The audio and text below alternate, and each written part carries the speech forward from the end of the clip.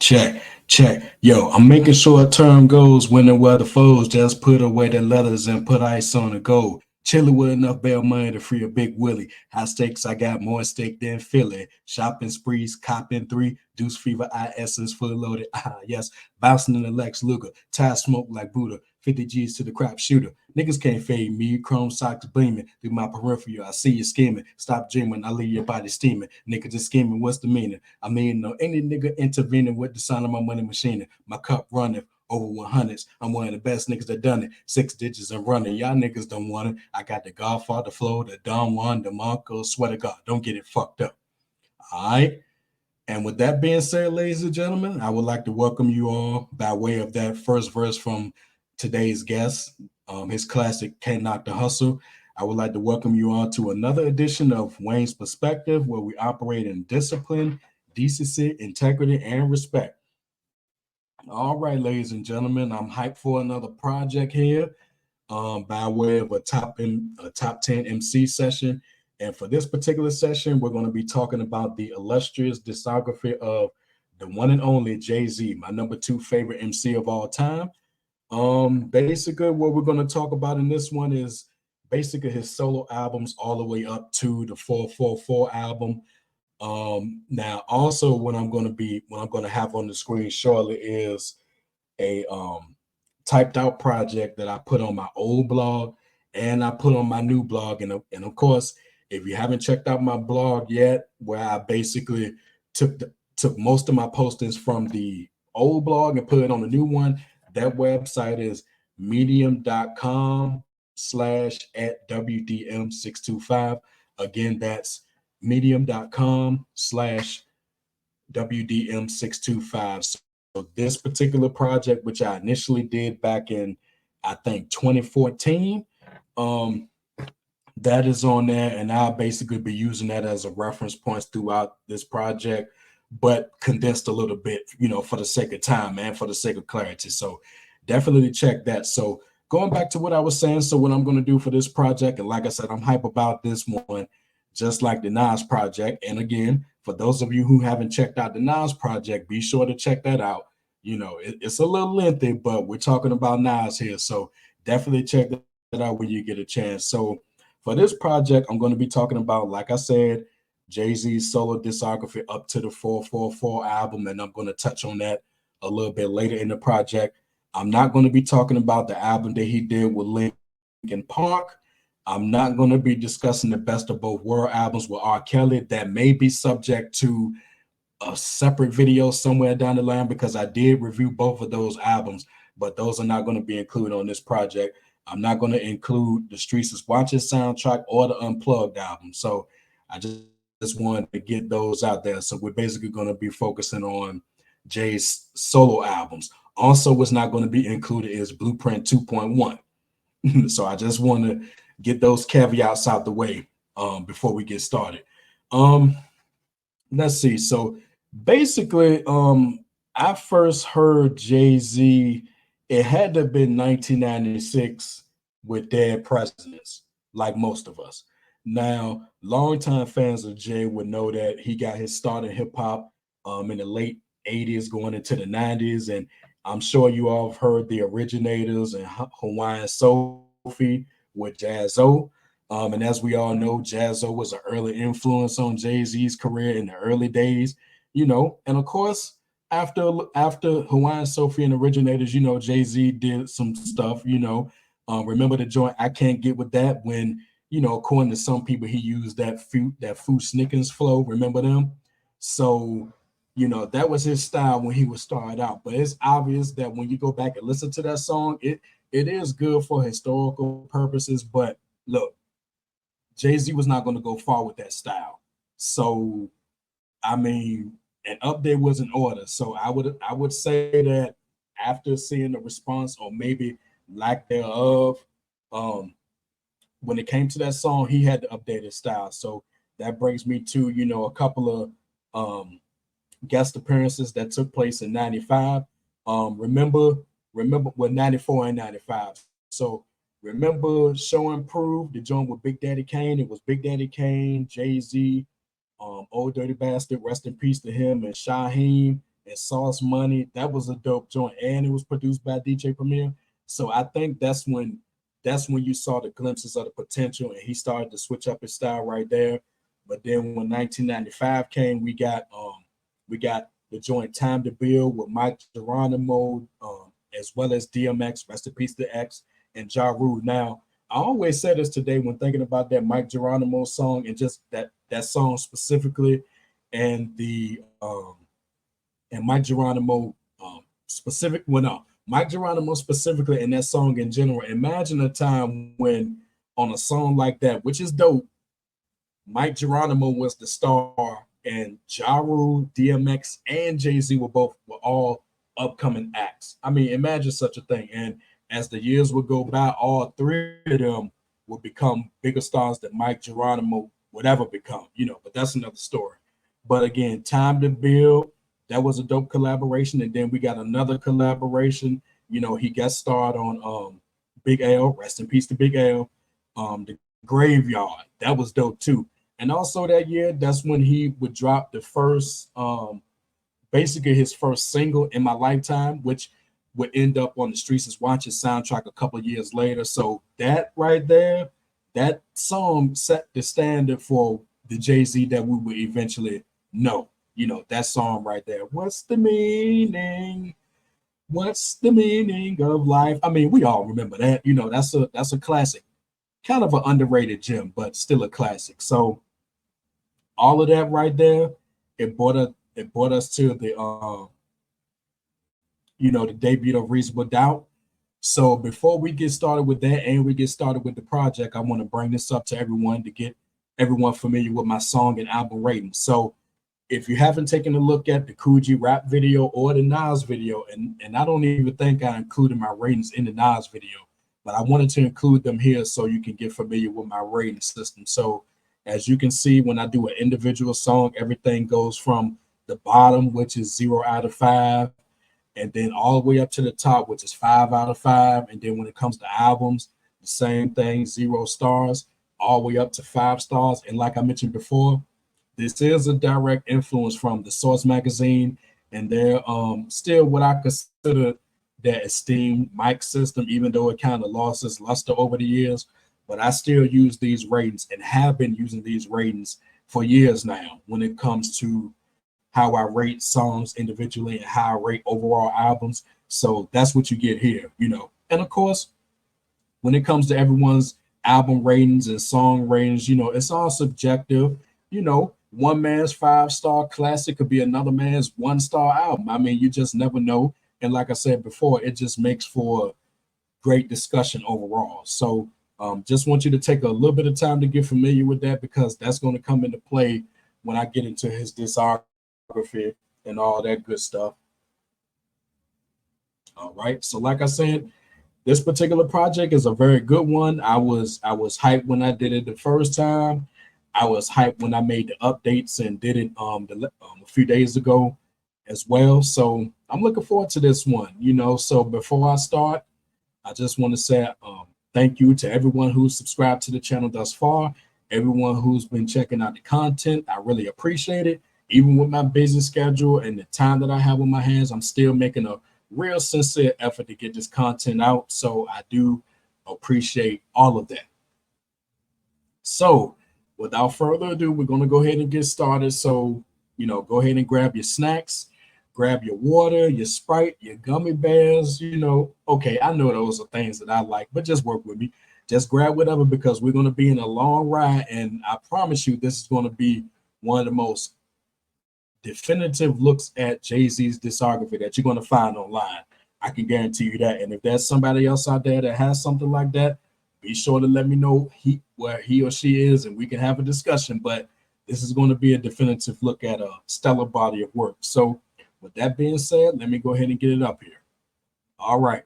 So check this out. So as you can see right here, this is, all of his albums.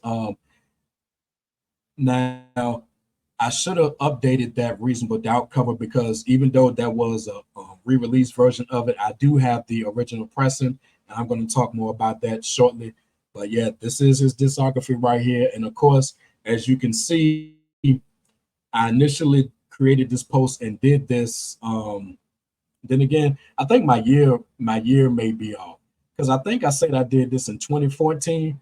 Um, so I would say that, mm, wow, it escapes me for a minute because as you can see in this picture, the 444 album was still in the plastic, and I got that when it first dropped, and that was 2017. So I would have to go back and look. I'm not going to do that now. So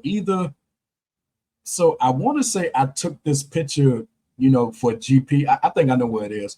I took this picture for GP probably in 2017, but didn't use it for the project when I did it previously or something like that.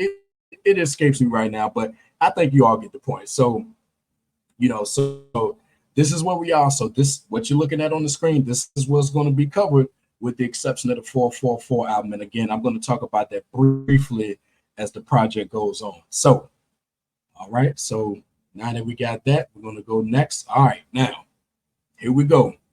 Now, I think most of you know that this album, Jay-Z's debut, it is my number 4 favorite album of all time. Um, and leading up to it, I like I said earlier, or like I hinted at, I do remember seeing the Dead Presidents video on Rap City, and I really like what I heard. That was if in my lifetime was like a hidden gem, then Dead Presidents is what started everything. And I'm going to talk a little bit more about the version that we would get on this particular album right here. Um, I do remember anticipating the album very much at that time, but you got to remember in a summer with Nas's, it was written, released 1 week after this album. Think about that now. It was written, came out July 2nd, 1996. This album came out 1 week before, and that was on my birthday, June 25th, 1996. And I turned 12 at the time, y'all. So, I'm showing my age, but it's all good. So, so I remember that at the time, and I remember being hyped for it. And as I note here, I bought the album 1 year later on July 4th, 1997, from Circuit City. And that original pressing that I bought then, I still got it.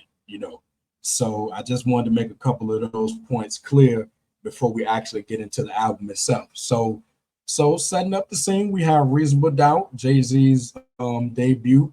The featured guests on this album consist of a respectable list of names. We got Mary J. Blige, got Biggie, rest in peace, Mecca, Foxy Brown, Memphis Bleak, Sauce Money, and Jay-Z. And then behind the boards, we have Nobody, Sean Kane, the Hood, I think, Ski, another underrated name, Clark Kent, Dame Dash, DJ Premier, DJ Irv, Big Jazz, and Peter Panic. We got a we got a nice little lineup here for the debut. And now with that being said, we're about to go into the highlights here. So, all right. Now, as you all heard at the beginning of this video, I started off with the first verse from this classic Can't Knock the Hustle. And what better way to start off the highlights? And this right here, this is a great way to start the album. It's one of my favorite songs from Jay. And in addition to the first Dead Presidents, like I said, like I'm going to hit it now, this song effectively served as an introduction to his world, already letting you know that no matter what the situation is, the hustle can't be knocked.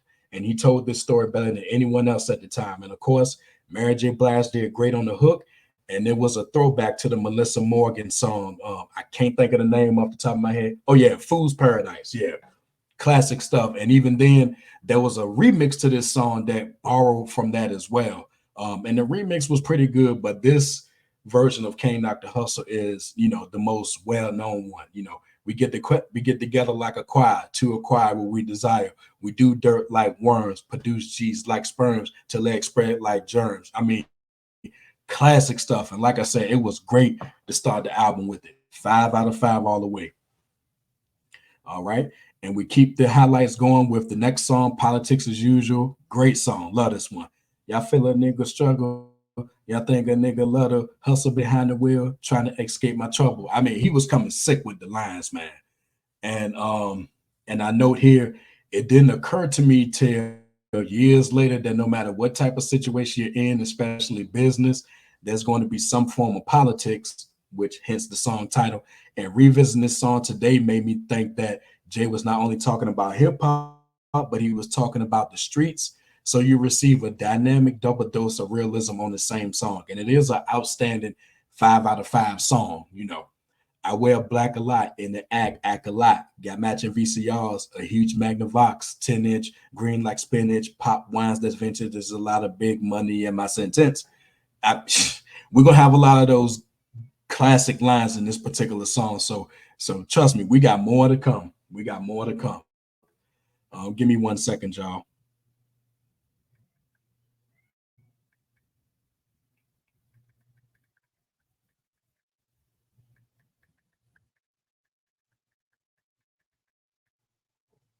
All right. So speaking of highlights, we continue on with Brooklyn's Finest featuring the late great notorious B.I.G. For 9-6, the only MC with a flute. Yeah, I rhyme sick. I peep what you trying to do. Great.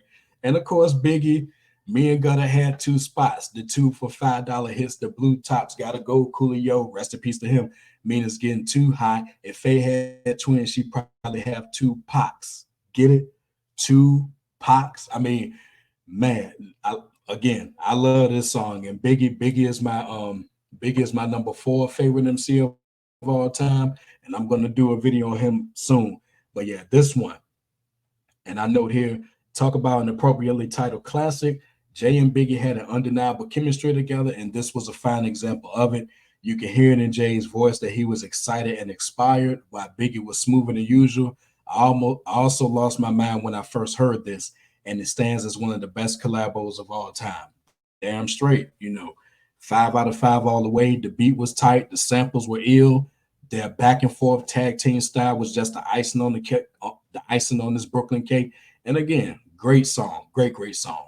And it's a shame that they only have 3 songs together. Another one I'm going to talk about when I do the Biggie post, and that would be I Love the Dough. And then you got Young G's from Puff Daddy's No Way Out album. So, just 3 songs, but as far as I'm concerned, 3 out of 3 ain't bad for those particular songs. But again, Brooklyn's Finest, 5 out of 5.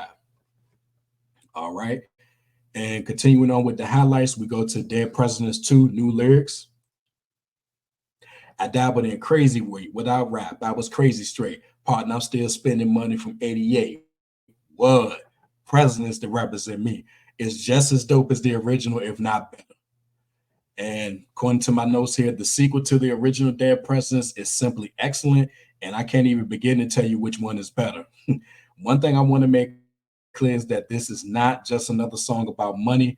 Jay cleverly talks about the highs and lows of the paper chase and the things that come with the territory. It's not unusual for me to put this song on repeat when I listen to this album. Great stuff.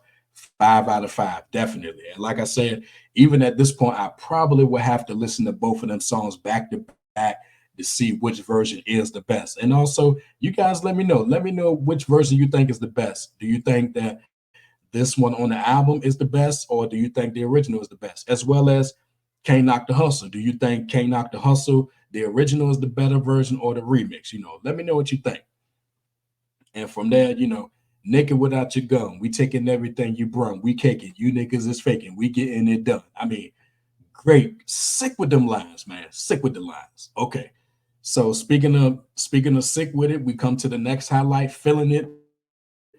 Definitely one of the most laid back songs Jay has ever made. He was feeling everything on this one, which would be himself, the track, the lyrics, and the overall vibe. I also wonder what happened to Mecca, who did a fine job on the hook. 5 out of 5. Yeah, definitely a 5 out of 5 song. And I remember my longtime friend Sean, he used to love this song, and I guarantee you he still do. But again, like I said, smooth, probably one of the most laid back Jay-Z songs you'll ever hear. Can't go wrong with it. Speaking of can't go wrong with something, that brings us to The Evils, the next highlight.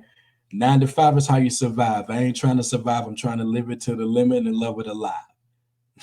Throughout my junior high years, it was all friendly, but not as high. I learned it got the Remy in me. Liquors invaded my kidneys. Now that last line, it took me a good little while for that to, hit me like, okay, I saw what he did there with the Highland and the Remy and the liquors, because Remy Martin was a famous liquor, and probably still is. So it took a while for that line to hit me. And my comments here, I say, this is phenomenal. Jay is very descriptive on this song, and it's one of many songs by him that must be heard to be appreciated. It gets dangerous. Money and power is changing us, and now we lead through it, infected with the evils. Right on. Yeah. Great song. And speaking of great songs, that takes me to the next one. All right, peep this. Too much West Coast dick licking and too many niggas on the mission doing their best Jay-Z rendition. Too many rough motherfuckers. I got my suspicion that you're just fishing to pull the shocks, nigga. Listen, too many bitches want to be ladies.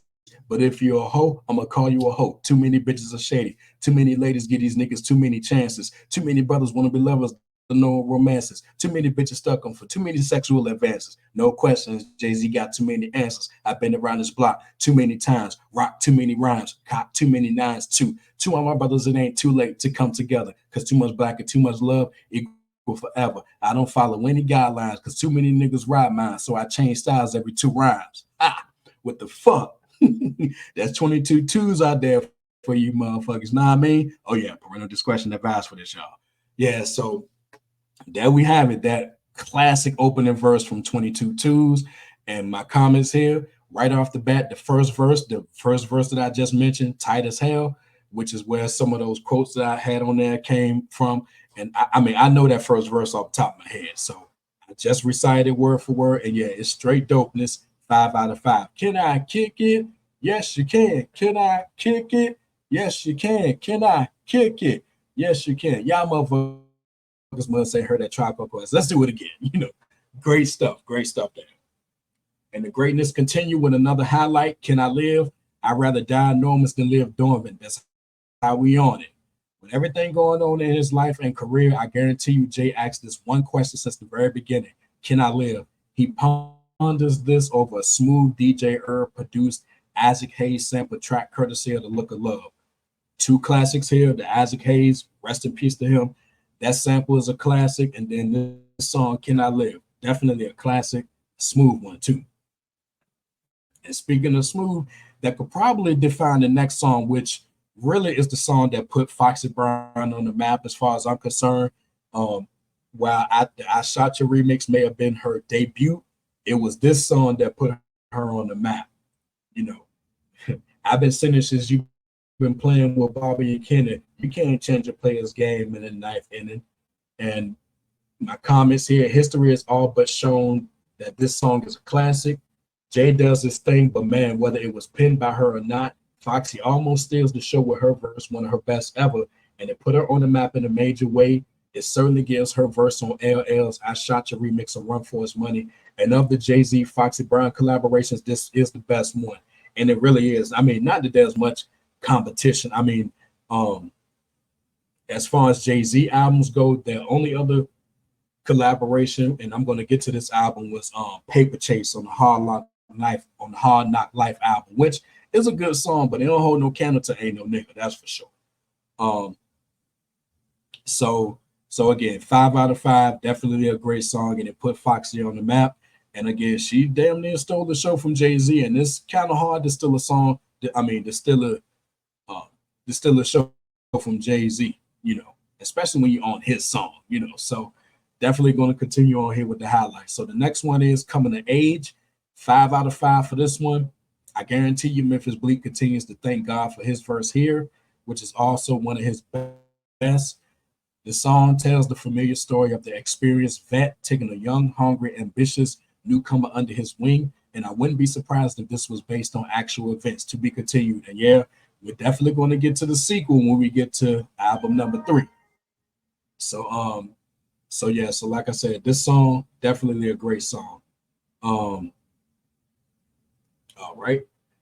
And continuing on with great songs that bring us to Bring It On. This one was produced by DJ Premier, which featured Sauce Money, definitely one of the most underrated names from the late 90s. That brother should have blew up, but with the game being so crowded, especially in the New York scene at the time, he was, I mean, his name was out there, but he should have at least been on the level of what Benny Siegel was, But yeah, Sauce Money always sick with them lines, such as Said we was garbage, so fuck college. Street knowledge amazes the scholars when we coin phrases for dollars. I always love that line, you know. And also on this song, we got Big Jazz. Big Jazz, I always love this line. Absence of malice in my palace. Call cousin that Dallas trigger finger with the callus. Tip scales for mail to keep these niggas off balance.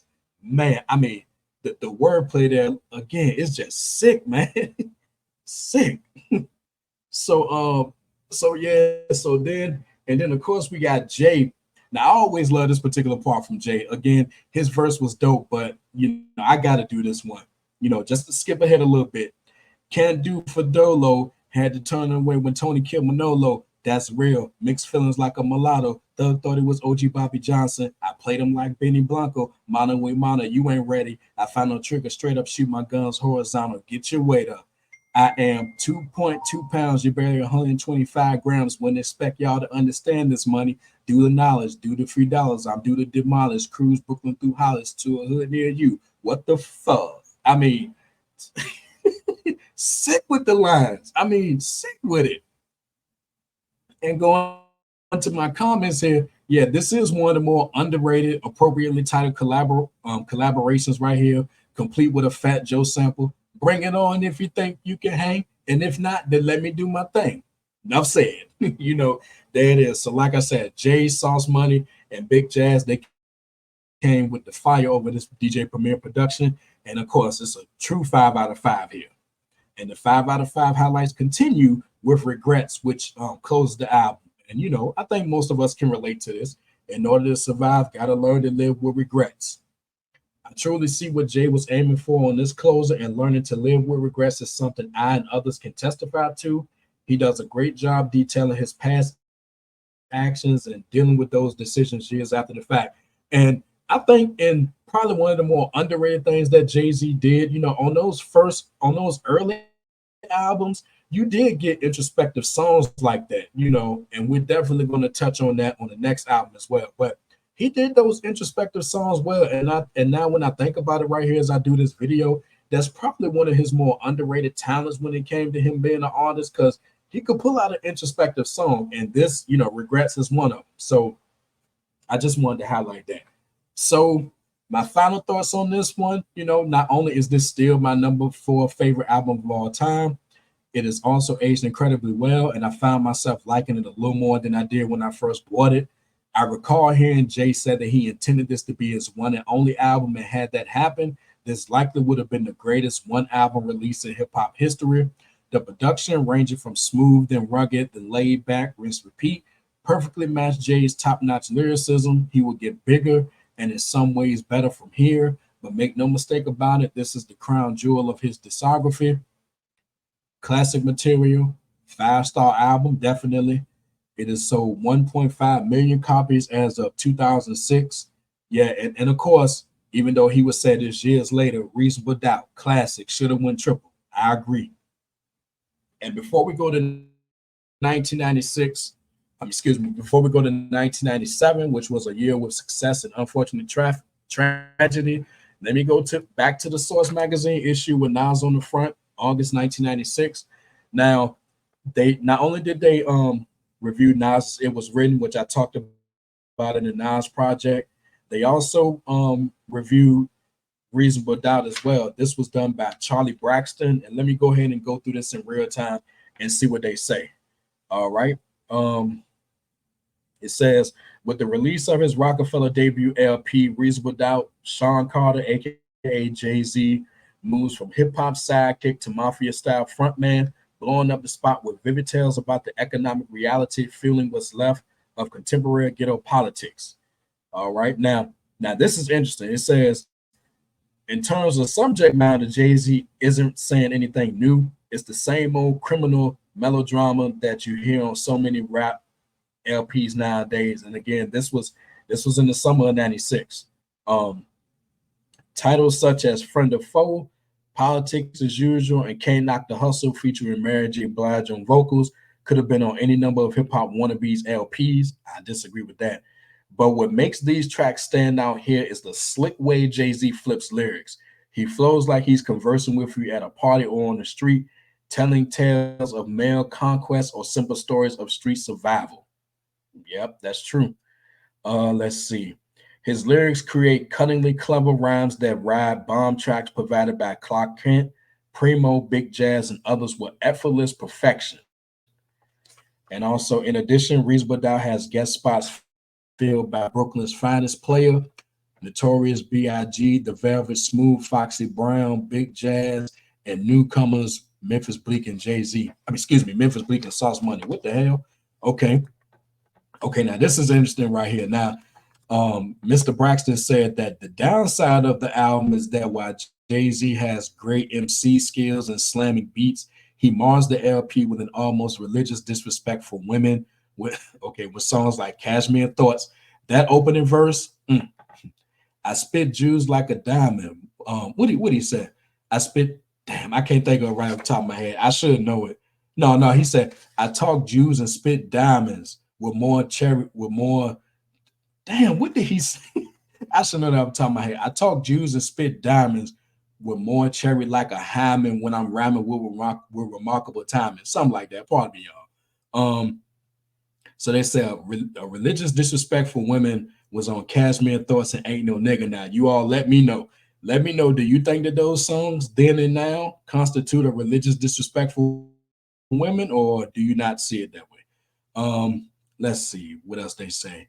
Aside from that, Reasonable Doubt has some really thought-provoking songs, and two of Mr. Braxton's favorites were Regrets and the Outright Eerie the Evils. And regarding the latter, he says Jay-Z delves into the conspiratorial powers behind the owl and the dollar bill, suggesting that they are the real culprits controlling the ill behavior of so many poor people committing crimes in America.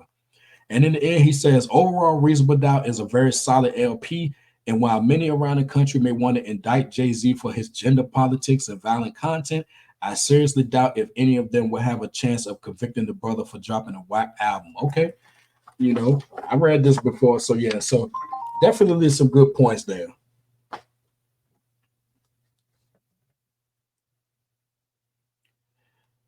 All right.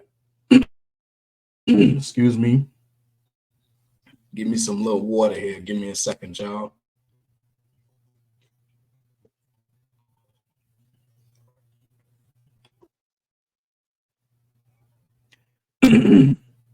Excuse me. All right. All right. Next up, we got the sophomore album, In My Lifetime, Volume One. Now, before I get to what I got on the screen here, I just want to tell a small story on this one. So, I remember my longtime friend Sean, who I mentioned before. He got this album before I did. I want to say he got it either a few weeks before Thanksgiving, um, or he got it a few weeks before Christmas.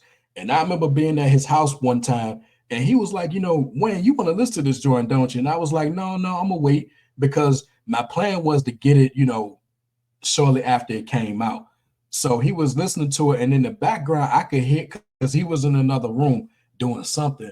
And I remember hearing a million and one questions, and I remember hearing that dope Primo beat, and I was bobbing my head. And he started laughing. He was like, "You want to listen to this joint, don't you?" And I was like, "No, I'll wait." And wait, I did. So um, I did buy this album initially in February of 1998. I bought it from Target.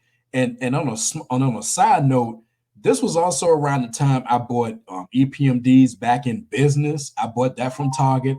I think maybe like a few weeks after the fact. And then another thing is that I was going to buy Rampage's debut, The Scouts Honor by Way of Blood album, but to be honest, I never really got a chance to buy that. So I didn't get the original pressing used until like years later off of eBay. And I want to say that was what 2015, 2016, I think. But so yeah, just wanted to share those interesting stories right there. So speaking of interesting stories, that brings us to album number two. The hip hop world was in total shock and disbelief when we received the news that the Notorious B.I.G. was killed on March 9th, 1997, 6 months after Tupac met the same unfortunate fate, and hip hop hasn't been the same since. This had a profound effect on Jay, especially from a personal and professional perspective, not only did Jay lose a close friend and collaborator, but it also, based on how you see it, placed the King of New York title up for grabs in a highly competitive genre.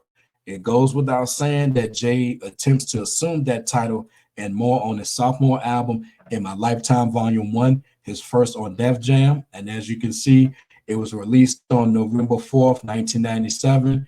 This was also released on the same day as Rakim's first solo album, The 18th Letter, which I will be talking about in another video when I get to Rakim, my number 3 favorite MC of all time. All right. Excuse me. So on this album, the featured guests, we have Blackstreet, Puff Daddy, Lil Kim, Foxy Brown, Babyface, Sauce Money, and Too Short. Behind the boards, we got an impressive list. Primo, Teddy Riley, Puff Daddy and the Hitmen, Sky, Buck Wild, Trackmasters, Anthony Dent, and Big Jazz. Okay. All right. So getting right to the highlights here. Okay, we got to start with this intro. I mean, you know, like I said here, after a Carlito's Way influenced intro by Pain in the Ass, and by the way, y'all, Carlito's Way is my number 7 favorite movie of all time. We immediately head into 2 straight DJ Premier produced bangers. Jay does answer one question, and it will prove to be very true. Is he gonna ever fall off? No. Simple yet effective. He also did a remix to A Million and One Questions, and it was almost dope as this one.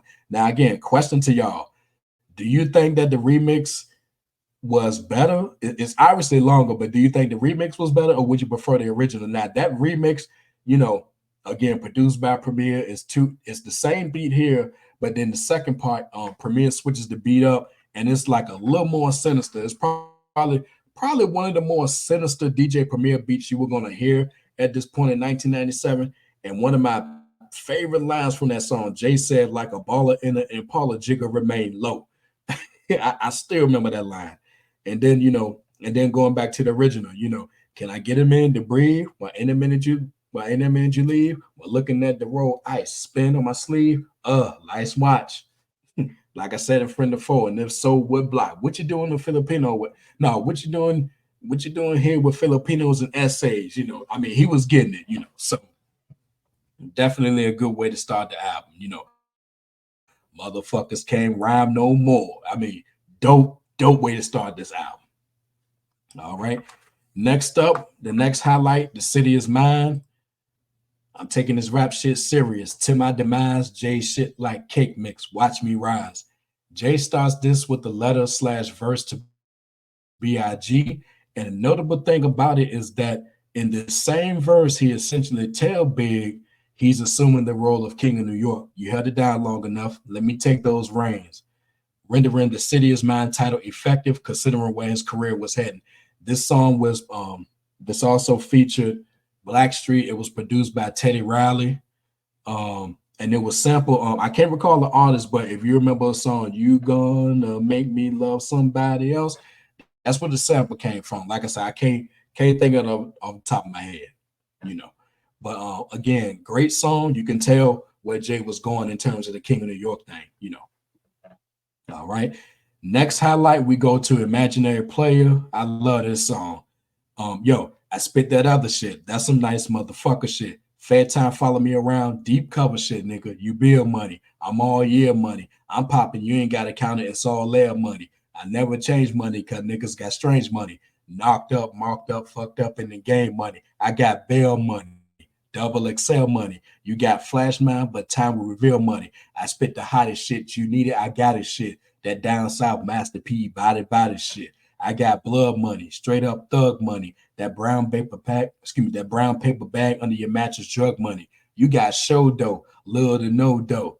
Sell a bunch of records and you still owe dough. I got 996 plus 4 more dough. You crazy, you fugazi. I'm loco with dough, popo.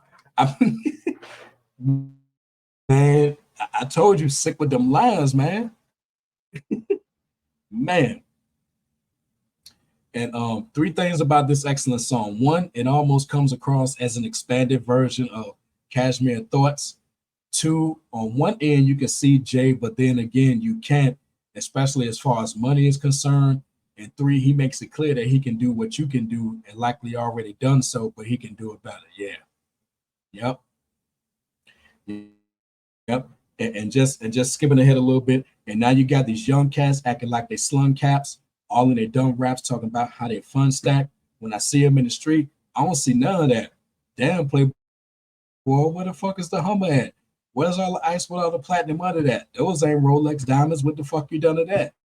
Y'all rapping ass niggas, y'all funny than me. You selling records being you, but still you want to be me. I guess for every buck you make, it's like 100 for me. And you still running around thinking you got something on me. And all y'all want to do is take my flow and run with it. That's cool. I was the first one with it. Enough said, y'all. Enough said. Again, 5 out of 5. Great song. Love this song. And speaking of a great song, and I love it, that brings us to the next one. Streets is Watching. Now, as I note here, to this day, I have no idea why this classic was added, but that doesn't ruin it at all. This is one of my favorite Jay-Z songs, and I recall in an issue of Vibe magazine, late 97 or early 98, when discussing this album, he mentioned that he would put this song up against any rapper's best song, and I can see why. It's that good. Long analysis short, it's simple. All elements of the streets is watching, no, all elements of the streets watching everything, heed the alert, and Jay tells this story in the most charismatic form possible. 5 out of 5. Definitely a 5 out of 5. Yep. And what he said, ain't no whole lines to that. Just try to maintain the stack and not a lie like 2 trains that's on the same track. What? I mean, man. He said me and Money, we stick together. No, what he said? What's that line? At the third verse at the beginning of it. What he said? He said, me and Money, we like armed co-defenders. Nigga, we stick together. Something like that. I mean, like I said, sick with them punchlines. And speaking of which, when it comes to punchlines and all that, we go to the next highlight. The DJ Premier produced banger in the form of Friend of 498, which was a fitting sequel to the original one from the Reasonable Doubt album. Gone is the humor, replaced with a more serious tone. I'm done talking. Ran up in the spot, gun smoking, shot in the air, one woke him, sun soaking, sweating his bed like done Loken, thinking to himself when done provoked him. His thoughts is racing like a Vulcan. I swear I saw a light bulb when he finally realized who was the culprit. I said, yeah, remember me from Friend of Foe when I told you don't ever come around here no more? Time to pay now. He tried to rise, I waved the gun, lay down. This time you're going to really listen to Jay now.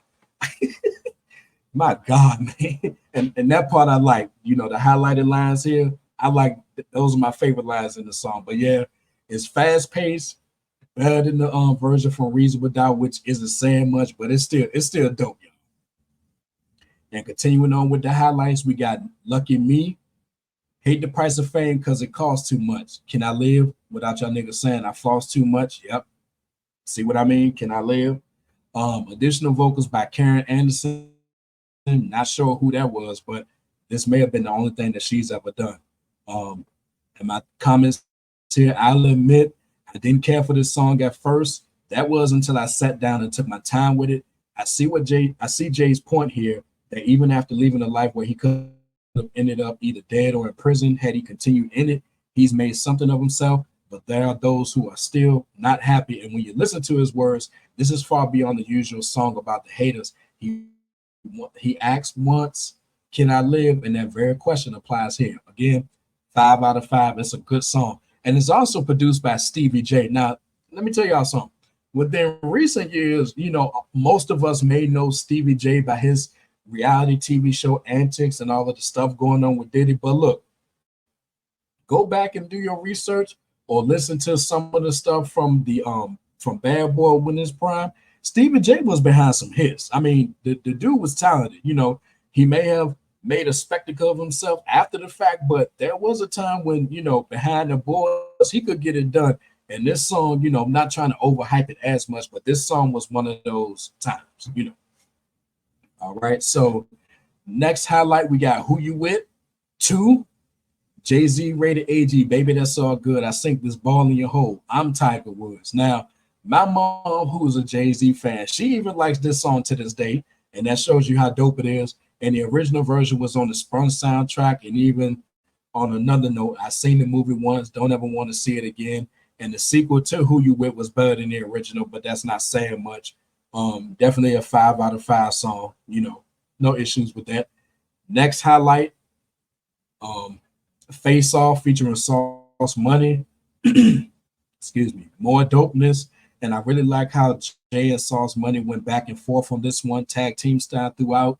I'm deducting some points because of the constant whispering of track masters in the background.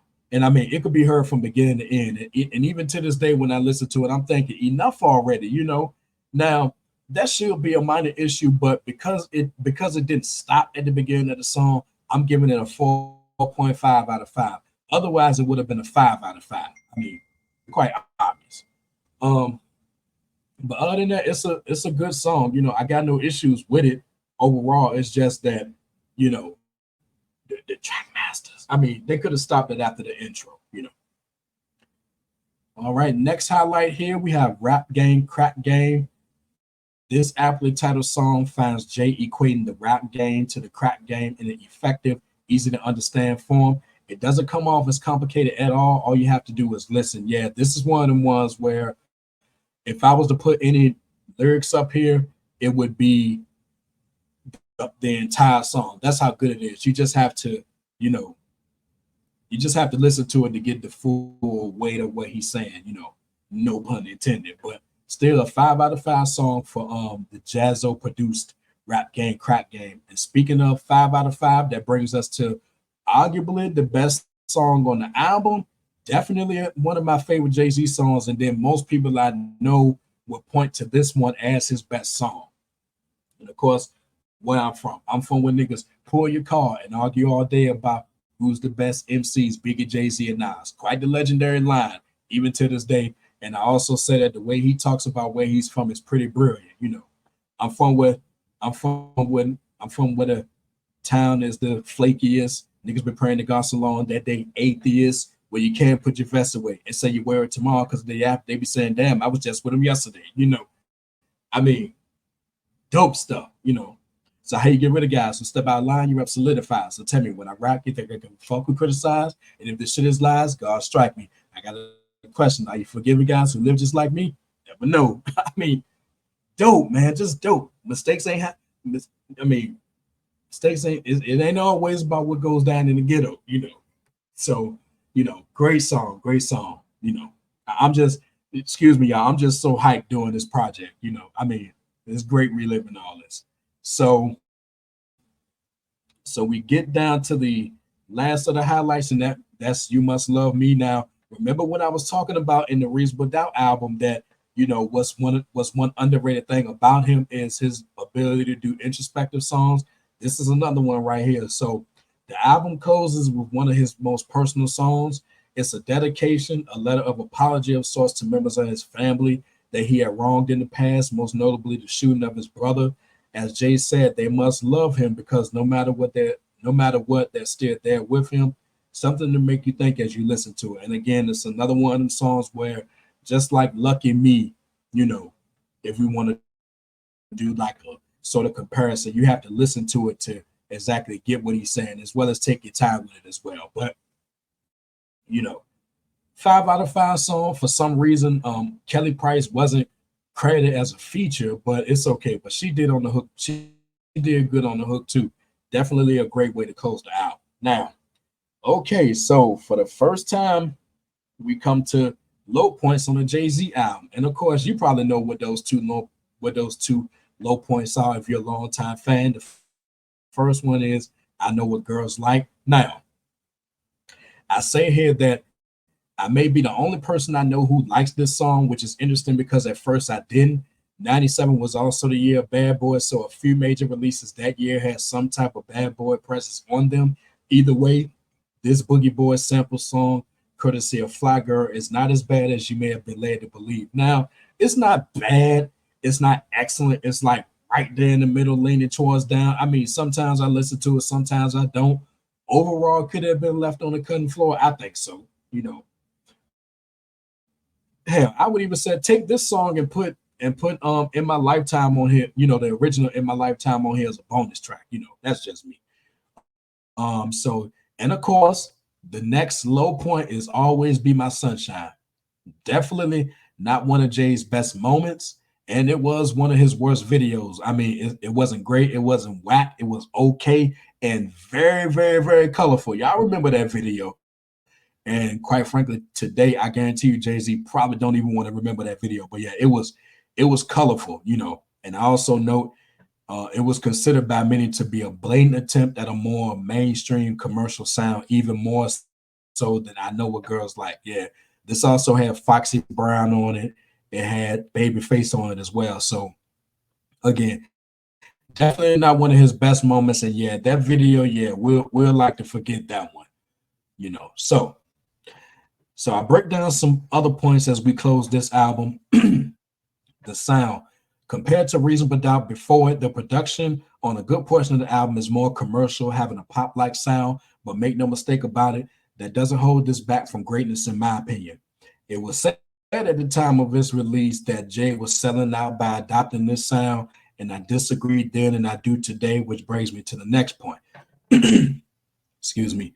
Lyrics slash subject matter. If the death of Biggie had any effect on Jay, and I'm sure it did, excuse this typo here, Lord Jesus, you wouldn't be able to tell by listening to this album. It seemed as if Jay was still inspired coming off his debut, and this would have been the case even if Biggie was still alive, I think. Lyrically, he was still at the top of his game, and most of the elements that were present on Reasonable Doubt were found on this album, even if it was presented in a more refined, polished form. Overall, I still stand by my rating for this album, and even with songs like Sunshine and I Know What Girls Like, they don't put a blemish on an otherwise excellent album.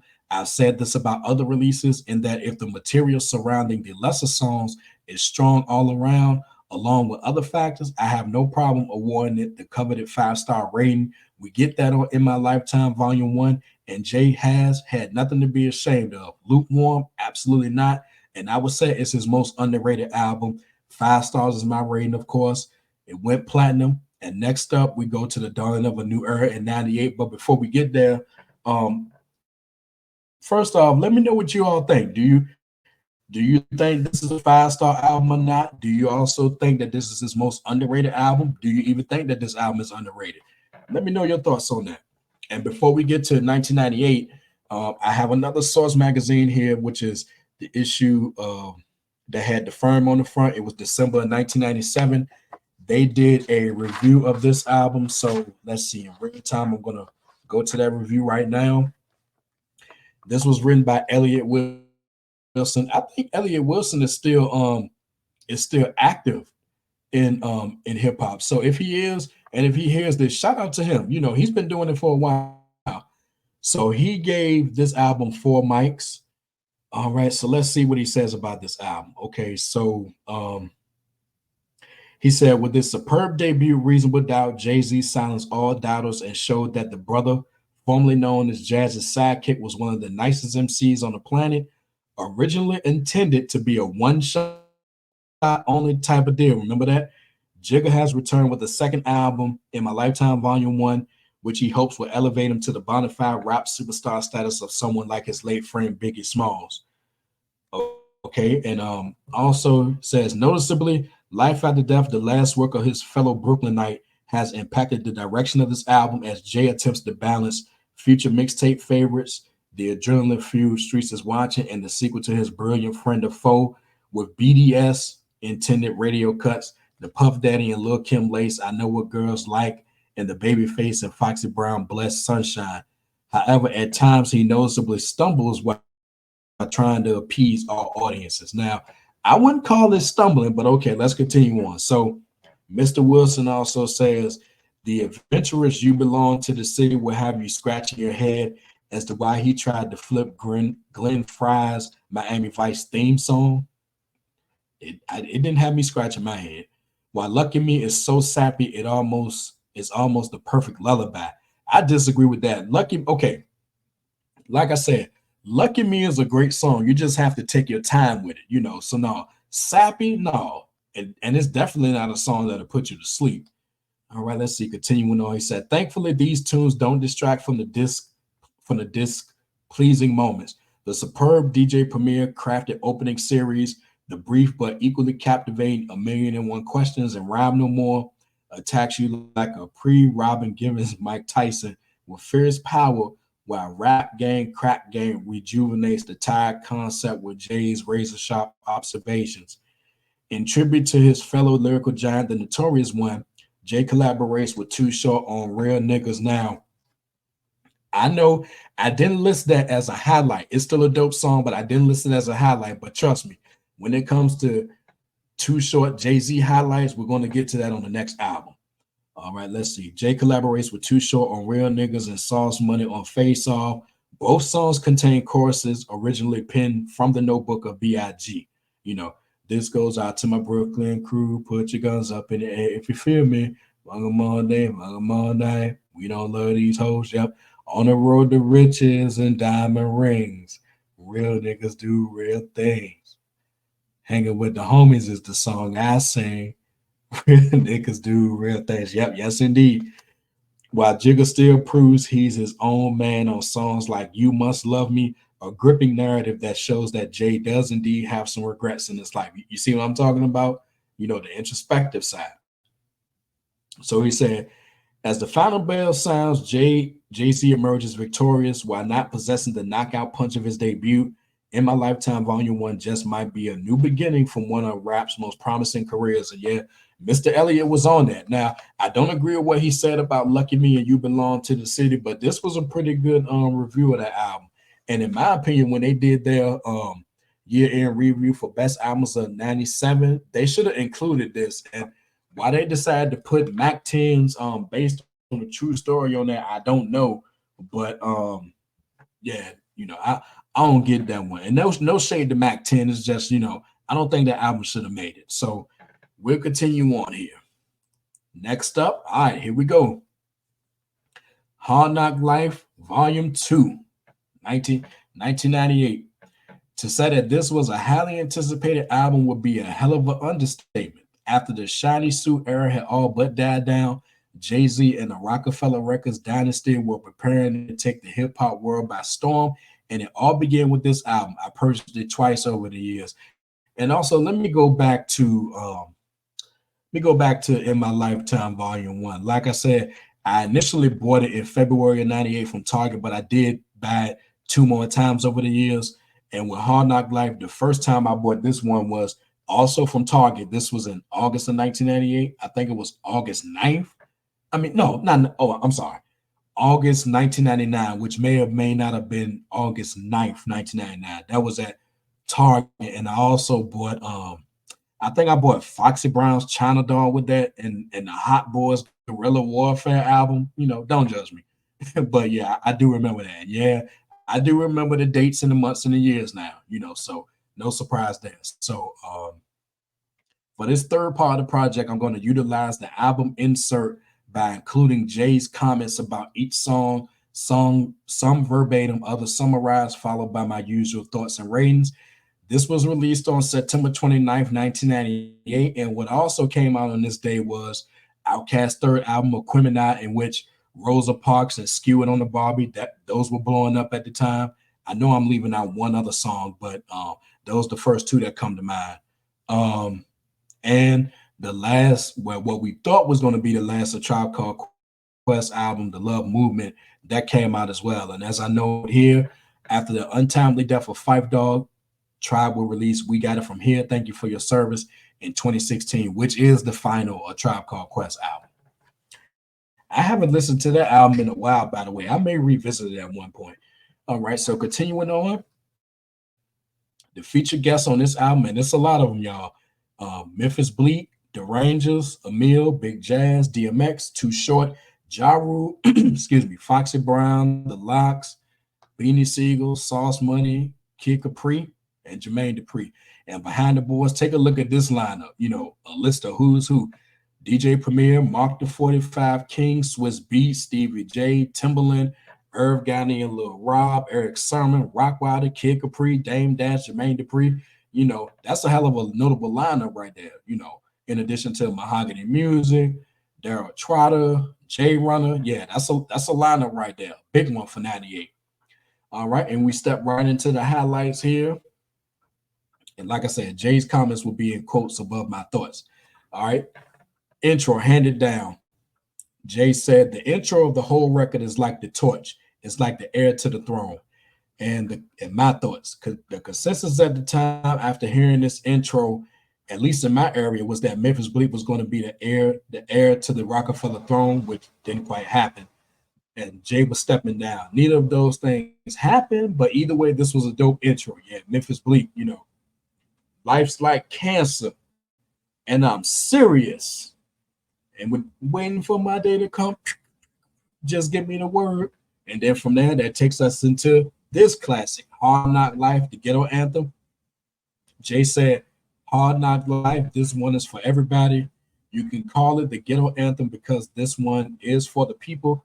Everybody who ever has been through any type of shit in their life, any hard shit, that's what Hard Knock Life is all about. And my thoughts, I wonder what Mark the 45 King is doing these days, because I guarantee you this one beat he gave to Damon Dash not only further his career, but I bet it has him set for life. And I think, if my memory serves me correctly, I think Dame Dash said in later years that he gave Mark the 45 King $15,000 in cash for this beat. And I also think that Dame Dash wanted so bad that he was prepared to give it to him in a brown paper bag or something like that. I think that's what he said. But yeah, he gave him $15,000 for this beat. As for this song, it exploded onto radio and TV at the time. A classic, and is responsible for launching Jay into complete stardom. And yes, Annie's It's the Hard Knock Life is sampled beautifully here. And it's a 5 out of 5 song. Definitely a classic. I think they still play this on the radio, if I'm not mistaken, but make no mistake about it, this is where he blew up, this song right here. And at the time this came out, I was a few weeks into my freshman year in high school. This song was big at the time. I mean, real big. I remember one time coming home, which may have been that first week of school or the second week of school, somebody pulled up beside the bus that we were riding on and decided to play this song. And one girl, she got up out her seat and started banging on top of the ceiling in the bus. I'm like, girl, I mean, she was getting it too, but it ain't last long. So, so I still remember that. Yeah, but like I said, 5 out of 5, definitely a classic, one of his biggest songs. This is, like I said, this is what launched him into stardom right here. If not this song, I don't know what would have done it. All right, so next highlight, If I Should Die. Jay describes this one verbatim. He said, and if I should die, it's basically saying that a nigga done a whole lot. A nigga ain't expect to be anywhere, especially where I'm at in my career. I never expected to be where I'm at now, so I feel I've accomplished everything. I'm happy. If I die, don't cry, my niggas. Just keep doing it, keep getting it on. And this, along with the Rangers, they brought the dopeness over this banger from Swiss Beats. And Swiss Beats at this time was starting to make a name for himself as well. And when you hear this song, you'll see where it's coming from, And on a side note, even though I'm going to talk about this in a future video, as far as I'm concerned, Swiss Beats, his best production, top to bottom, was DMX's "Flesh of My Flesh, Blood of My Blood" album. But like I said, look for that in a future video. I'm definitely going to talk about DMX again on my channel. That's for sure. But again, If I Should Die, 4 out of 5, definitely a great song. Speaking of great songs, that brings us to the next highlight. Nigga What, Nigga Who, the originator 99. All right, so Jay said that nigga Jazz brought me into this whole business. The Originators was the first song I was on. People think Hawaiian Sophie was the first song I was on. I just filled in a couple of words on that joint. We was using that fast style that everybody seems to be using now, So what I do is rapid sex. Imagine how stroke. See, I was flowing on my last cassette, rapid fire like Blessing the Tech. Never jam though, never get high, never run animal. Niggas hating this shit because I changed your bitch. You know your favorite rap. I know I made you sick and now you acting wrong because you never had water. Don't know how to carry a hoe, want to marry her. Now she's mad at me because Majesty just having to be a pimp with a tragedy. She want us to end because I fucked her friend. She gave me one more test and I fucked again. I see tears that she busted in. That's it. That's a trash. Shut the door, bitch. Come on in. What? Flow with me. J to the Z. Flow with me. J to Z. I mean, that fast flow, I mean, he hit it. And I think to this day, I still know this song by heart. But I just wanted to give those bars right there. I don't want to do the whole song, y'all. But again, 5 out of 5 song. And like I note here, I couldn't picture anyone other than Timbaland making the beat to this classic. Jay and Jay-Z bring back their initial originator flow, but with an updated sound and it delivered in space. You know, Jazzo, y'all remember that line, running ruler with rigor and vigor, ain't nobody bigger than me and my nigga Jigga. I mean, he hit that joint.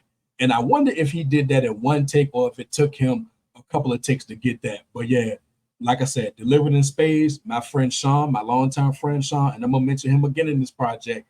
You know, he went crazy when he heard it, and he even knew the words to this song too. So you know, shout out to my homie Sean, man. I hope you hear this. But yeah, definitely a great song. You know, what more can I say? Speaking of great songs, money, cash, hoes, money, cash, hoes. What?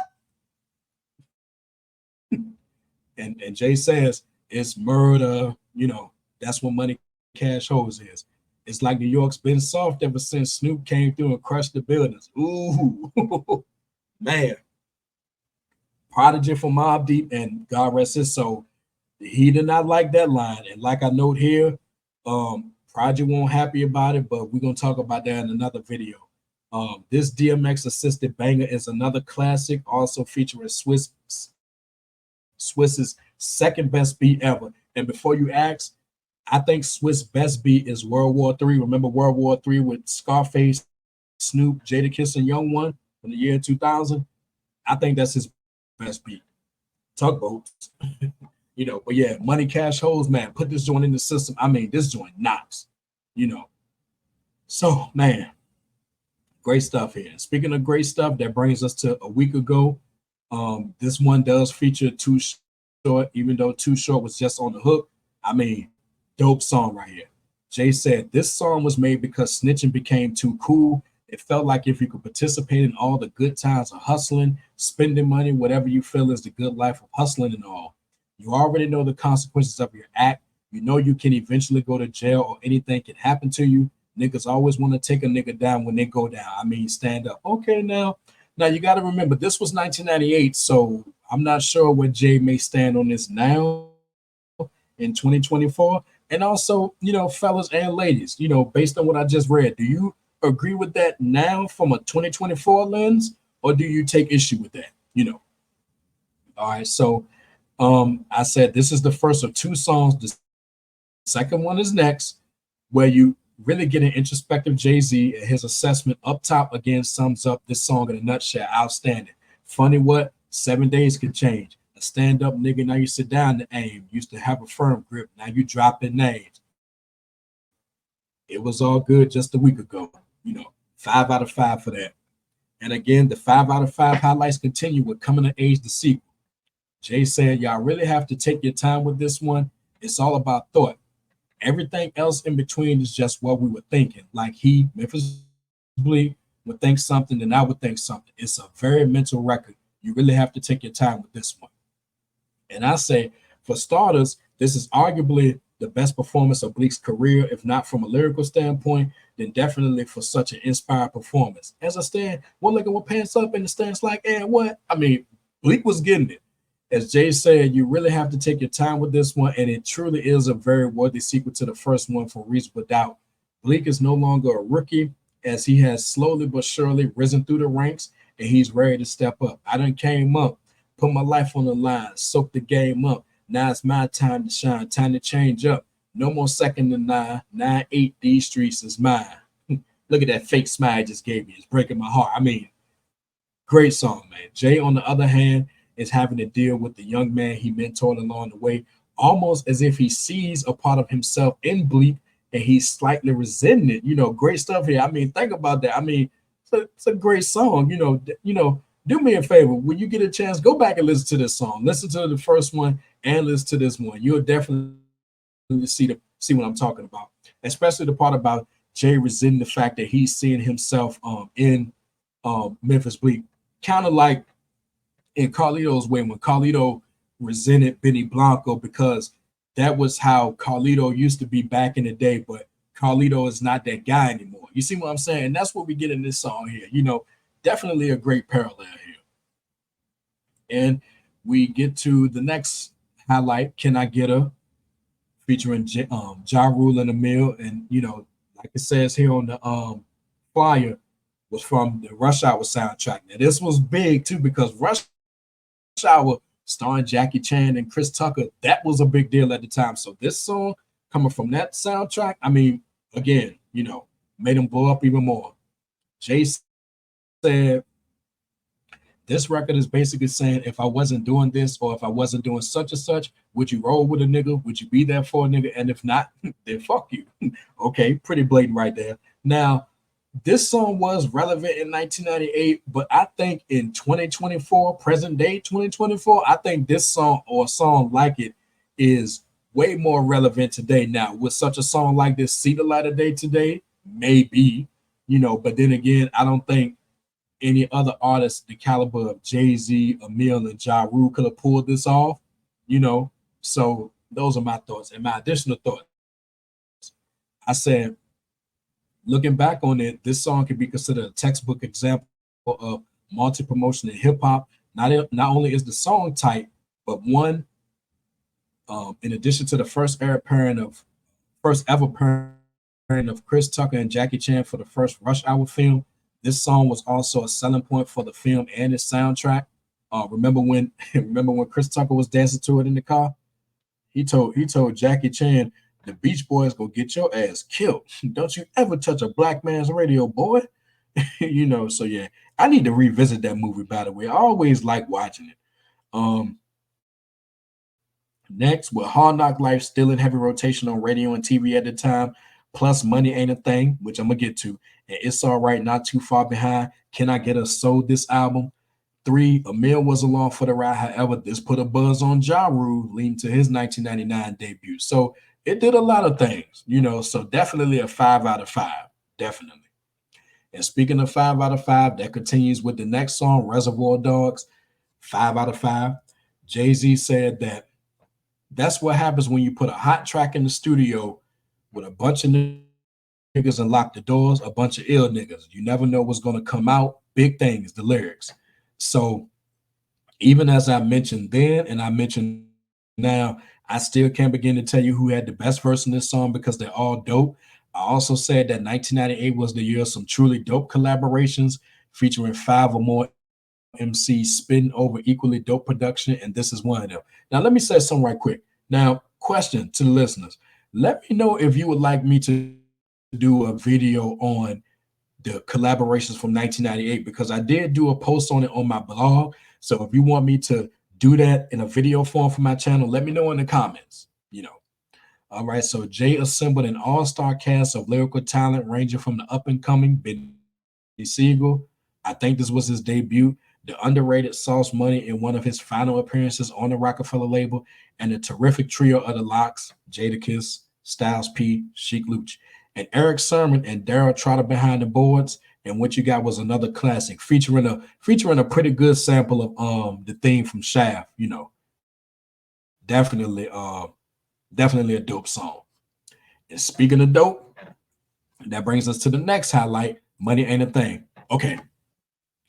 I flex the road, sign a check for your hoe. Jigga style is love, X and O. Save all the accolades, just the dough. My game's aside, my game is wide, all lames aside, trying to stay alive. 100,000 for the bracelet. Foolish ain't not a chain to strain your eye. Twin platinum gun, son, aim for the sky. Ice on my bullet, you die soon as I pull it. Willies want to rub shoulders. Your money too young. See me when it gets older. Your bank account grow up. Mine is 1000 old up. Can't hear. Damn, man, I had it, y'all. I had it. But then again, I haven't played this song in a long time. And I do remember saying, I was able to quote this verse, but I had a freeze right there, but I was getting it. So yeah, but I can't tell you the last time I played this song. It's been a minute. What he said, Monty till I close up is all basic. I've been spending hundreds since they had small faces. Robbie Stash House doubled out down in Vegas. Me and JD got it locked crazy. Where you at, haters? Good song. 4 out of 5. This was also featured on Jay-Z's Life in 1472 album, which was released in July of 1998. And with or without JD present, this song still holds up today. Here we go. I also remember Jay's first verse, which I just quoted, with the exception of some lines. which is damn good. It was featured as a hip hop quotable in the July 1988 issue of The Source. It was met with mixed reactions, but I thought it was a good choice. Some said that that was probably one of the more commercial picks that they picked for a hip hop quotable, but I ain't had no issue with it. And speaking of which, going back to hip hop quotables, the first verse from Cashmere Thoughts from the Reasonable Doubt album, that was also picked as a hip hop quotable, I think in one of the 1996 issues of The Source. And of course, I can't continue on without mentioning these next lines.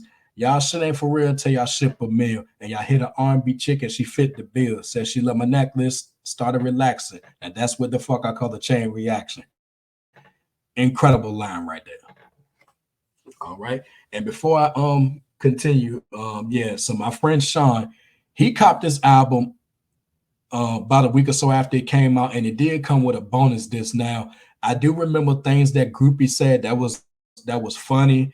And then they had a Crew Love song with Jay-Z, Beanie Sigel, and Memphis Bleek, which also ended up on the Belly soundtrack. And it was a Beanie Sigel freestyle as well. You know, he said, eat $1 million and ship 4 million quarters. Hit aunts, sisters, nieces, and daughters. I mean, it was a tight freestyle. So you could tell that Sigel was going to be a force to be reckoned with. So that bonus disc, I think only a certain amount of copies was sold, because when I got it, I didn't get the bonus disc. So I want to say it was probably the first number of buyers got that. And I don't think to this day, I don't think I've ever seen a copy with it, you know. And things that groupies say, I don't think that's on YouTube. If it is, I'd be surprised. That Beanie Sigel's freestyle might be online. And I know Crew Love got to be, because like I said, that was on the Belly soundtrack. So overall, this album has aged considerably well, and Jay was on his way to complete superstardom afterwards. He linked up with some of the hottest MCs and producers at the time, something he will continue to do throughout his career. And we got an excellent album in the process. Great job.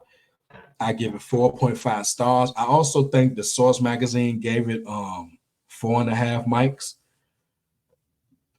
And as far as the success, it moved 350,000 units in its first week. And from there, it was certified 5 times platinum as of 2013, remaining his best-selling album. That's impressive. So he was well on his way after this one, y'all. All right. Oh, yeah. Oh, can't forget about this. So it also won a Grammy in 1999 for Best Rap Album, his first.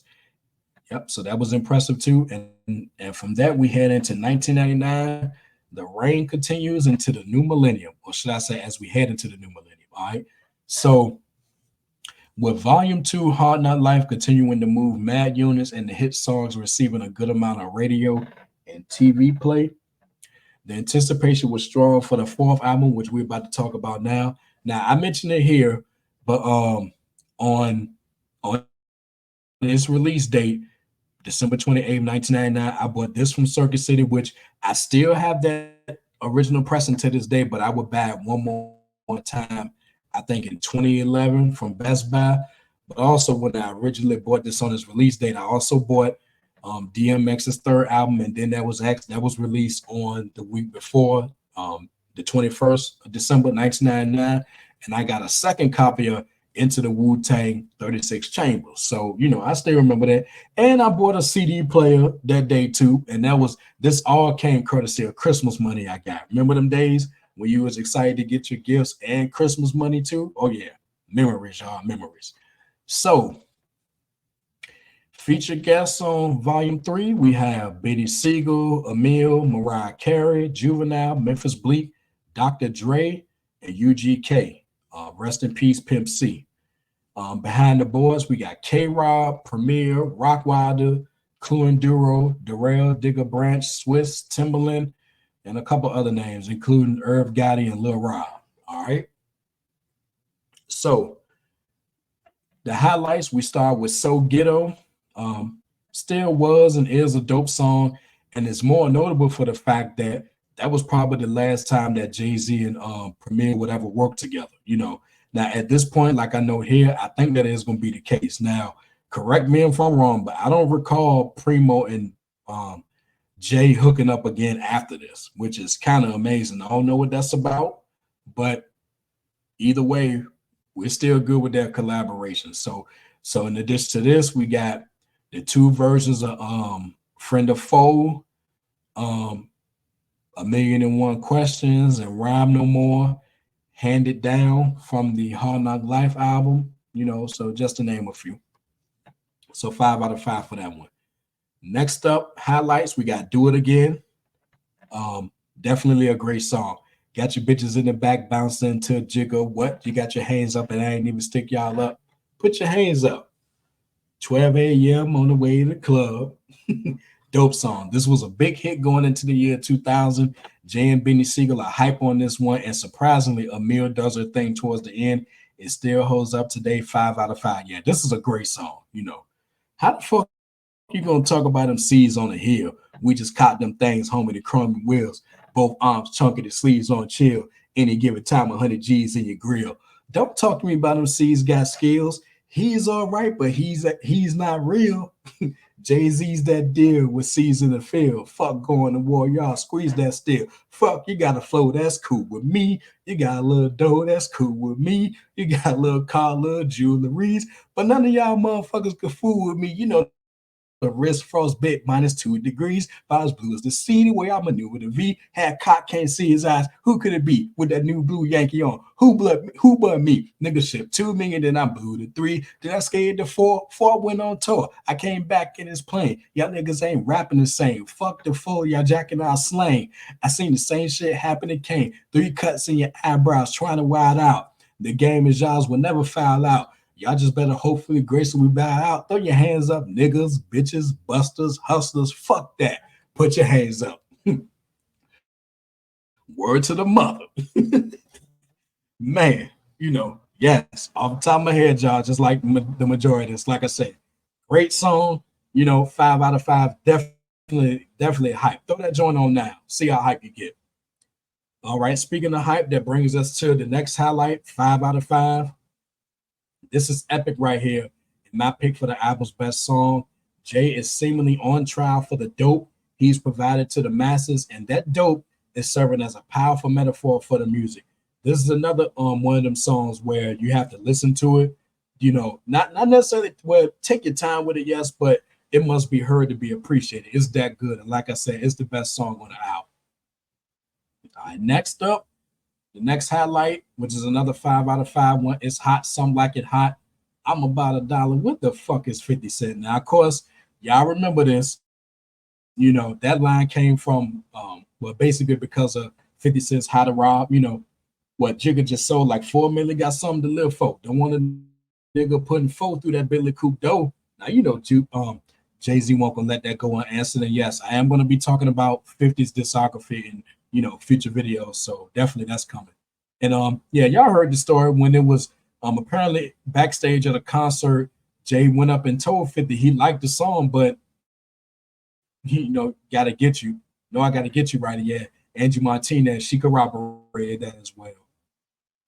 So yeah, that's how the line was born. And as far as this Timberland produced banger goes, it's slamming. And Jay rides the beat nicely. Now, I think I still remember that some of that first verse on the top of my head. Let me see. Show closer, J to the AY Hover. Play shutter down. Who the fuck around? Wrist glitter, Chris Sipper, wrist glitter, nigga. Keep a full clip. I have to empty out on niggas. Hold backer, no slacker. Get this shit pumping like 8 blacks, 4 crackers. Get your ass jumped. I mean, he was hitting it, man. Man, great song, man. Speaking of great songs, that brings me to Watch Me. The next highlight, the Watch 2 Rocky needs shades. Ice don't melt, I can ski through a heat wave. Nights won't help you see Jay, it'll be day. Now, I've always said that, as I know here, Dre had to been in the studio. Well, he's on this song, but he had to been in the studio with Irv Gotti and Lil Rob making this, because when you listen to it, in addition to some possible oversight, it sounds like some that Dr. Dre would make, and yeah, it is some lyrical flossing on here, but Dre just does the hook.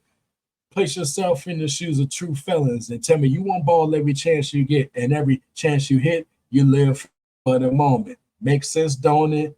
Now make dollars. Watch me. You see me around some cheese. I mean, I love this song. Like I said, listen to it and tell me that, you know, Dre didn't have some type of role in this beat, because even by the way it starts, it sounds like it's a Drake production. But, other than that, credit to everybody on this one, especially Irv Gotti and Lil Rob. I mean, it's a great song. Speaking of great, that brings us to the next hit, Big Pimpin'. I almost forgot how good this song was. Jay and the late Pimp C did their thing, but Bun B owned this one, and it was effective in putting UJK on the mainstream scene.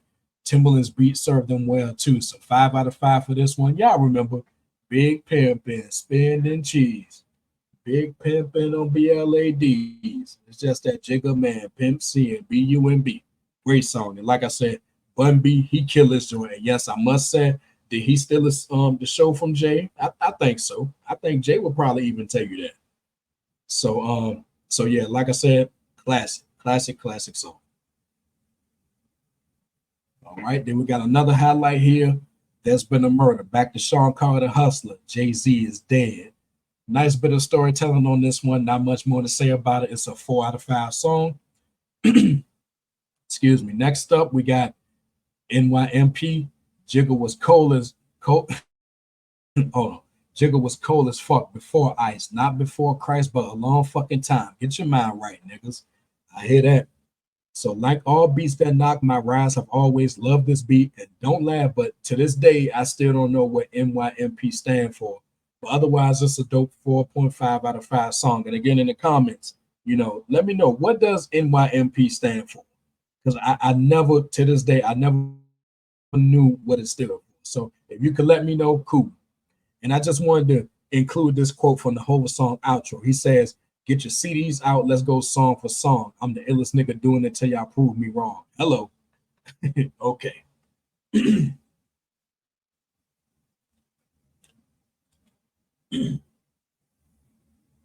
All right. So, all right. The next highlight is Jigga My Nigga. Although Hova song would have ended this album on a great note, we get 2 bonus tracks a few minutes after the outro. This song was also included on the Rough Riders compilation, Ride or Die Volume 1. It was dope as hell then, and it still is today, 5 out of 5.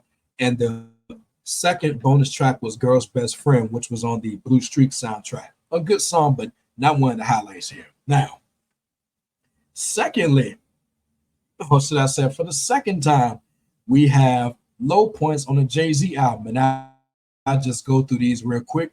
Things That You Do, borderline 5 minutes long. This song, which also featured Mariah Carey, this song stops the momentum dead in the tracks for a bit. This was not one of Swiss best moments behind the boards, and Jay provided the usual. This was more so for the ladies, but if I had to take a guess, some ladies will probably like it, some won't.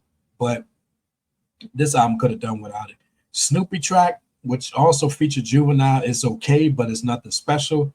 S. Dot Carter, Jay-Z is not saying anything new here, and Emil literally adds nothing to the song, and it was one of the more weaker songs on the album. Definitely could have been on the cutting room floor.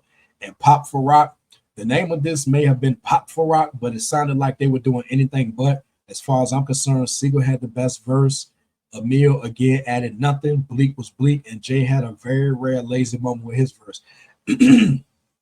I think Benny Siegel said every line. I think this was the song where he said every line getting checked like a pair of Nikes or something like that. But yeah, definitely these 4 songs, definitely low points on the album. I would say that Things That You Do, I guess if you wanted to get the ladies on board, not that he had to do much, but if you wanted to get them on board with the Mariah Carey feature, you would keep that. Definitely lose Snoopy track, lose S. Dot Carter, and you can keep Pop for Rock. Just have and keep everybody involved. Just have a better beat. Hell, the song For the Fam, that would have been a better song for this than that. And For the Fam, yeah, longtime fans will remember that joint from the Emil album. I gotta listen to that too, not the album, but just that song. All right, so excuse me. This very good album is one in Jay's discography that seemingly talked about the least. It does have its share of filler, but the rest of the album flows well. And of course, as we head into the year 2000, his popularity will continue to grow. I will not lose. Y'all know where we're going. So 4 stars for volume 3, The Life and Times of S. Dot Carter. It moved 462,000 units in this first week, shipping 2 million copies in the first month of its release. It was certified 3 times platinum on February 14th, 2001. All right. So we continue on here. We go to album number 5, The Dynasty. After the tremendous success of 1999's Life and Times of S. Dot Carter, Jay returned in the year 2000 with another heavily anticipated album. It was said that it would be a compilation album, mostly showcasing Benny Siegel, Memphis Bleek, and Emil along with Jay. I'm not sure where that came from or who started, but in my view, this was never intended to be a compilation album in any form. This was going to be Jay's 5th solo album, which did showcase the rest of the crew. Now, thinking back to that, I think it was said that this was going to be a compilation album, but hey, I would not be surprised if, due to the fact that Jay-Z was so big and how big he was getting, they just turned it into a 5th Jay solo album. And let's think about it. The compilation would have moved units, but lucratively, turn it into a Jay-Z solo album would have moved more units than a compilation album, I think. So in retrospect, this was a smart move. Release date October 31st, 2000, and this also came out on the same day as Outkast Stankonia. And yeah, we know Stankonia, Bombs Over Baghdad, Miss Jackson, so yeah, Outkast was getting it too now. Can't forget about them brothers. And shout out to Big Boy and Andre, 3 Stacks. All right, so the featured guests on here: Freeway, R. Kelly, Snoop, Scarface, Emil, Bleek, and Siegel. Behind the boards, we got some good names here. Notable names: Just Blaze, Rick Rock, The Neptunes, Kanye West, Bink, Rock Wilder, B-High, Memphis Bleek, and TT. Okay, now we get to the highlights. Starting with the intro. Now, the intro was definitely a great way to start this album. So I say we begin things with quite the brilliant opener. After introducing the crew, Jay wastes no time with the lines, and there are so many quotables here that listing a few here and there wouldn't do it justice. I really have to post the entire verse. Great 5 out of 5 start. And speaking of great 5 out of 5 starts, we continue on with Change the Game. It's only one rule: I will not lose. And that was quite the statement, and it turned out to be accurate. And The Rock did change the game, and this sleeper hit celebrates that. Now, the reason that I call it a sleeper hit is because, to the best of my knowledge or memory, I do not recall this one being played on the radio ever, but it was well known out there, and it was well known just as much as the next song I'm going to talk about, which is a hit. I Just Want to Love You, Give It to Me. It's about to go down. Y'all know what it is. So this Neptunes produced classic is one of Jay's most popular songs. In addition to the Jay-Z and Rockefeller names respectively, this effectively sold the album, and it still receives radio play to this day along with some of his other hits. Yeah, definitely 5 out of 5. All right. The highlights continue with the Benny Siegel assisted Streets is Talking. The Streets is not only watching, but they talking now. They got me circling the block before I'm parking now. Yes, indeed. So yeah, and now when I think about it, this may or may not have been like a sequel to Streets is Watching. Now, Streets is Watching is a much better song, but this one is pretty good, and Benny Siegel, he almost stole the show, especially towards the end when the beat stopped and he just continued to flow.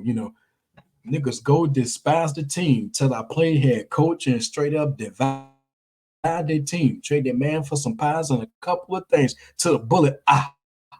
Motherfuckers. Yeah. Yeah, he was going in on that one.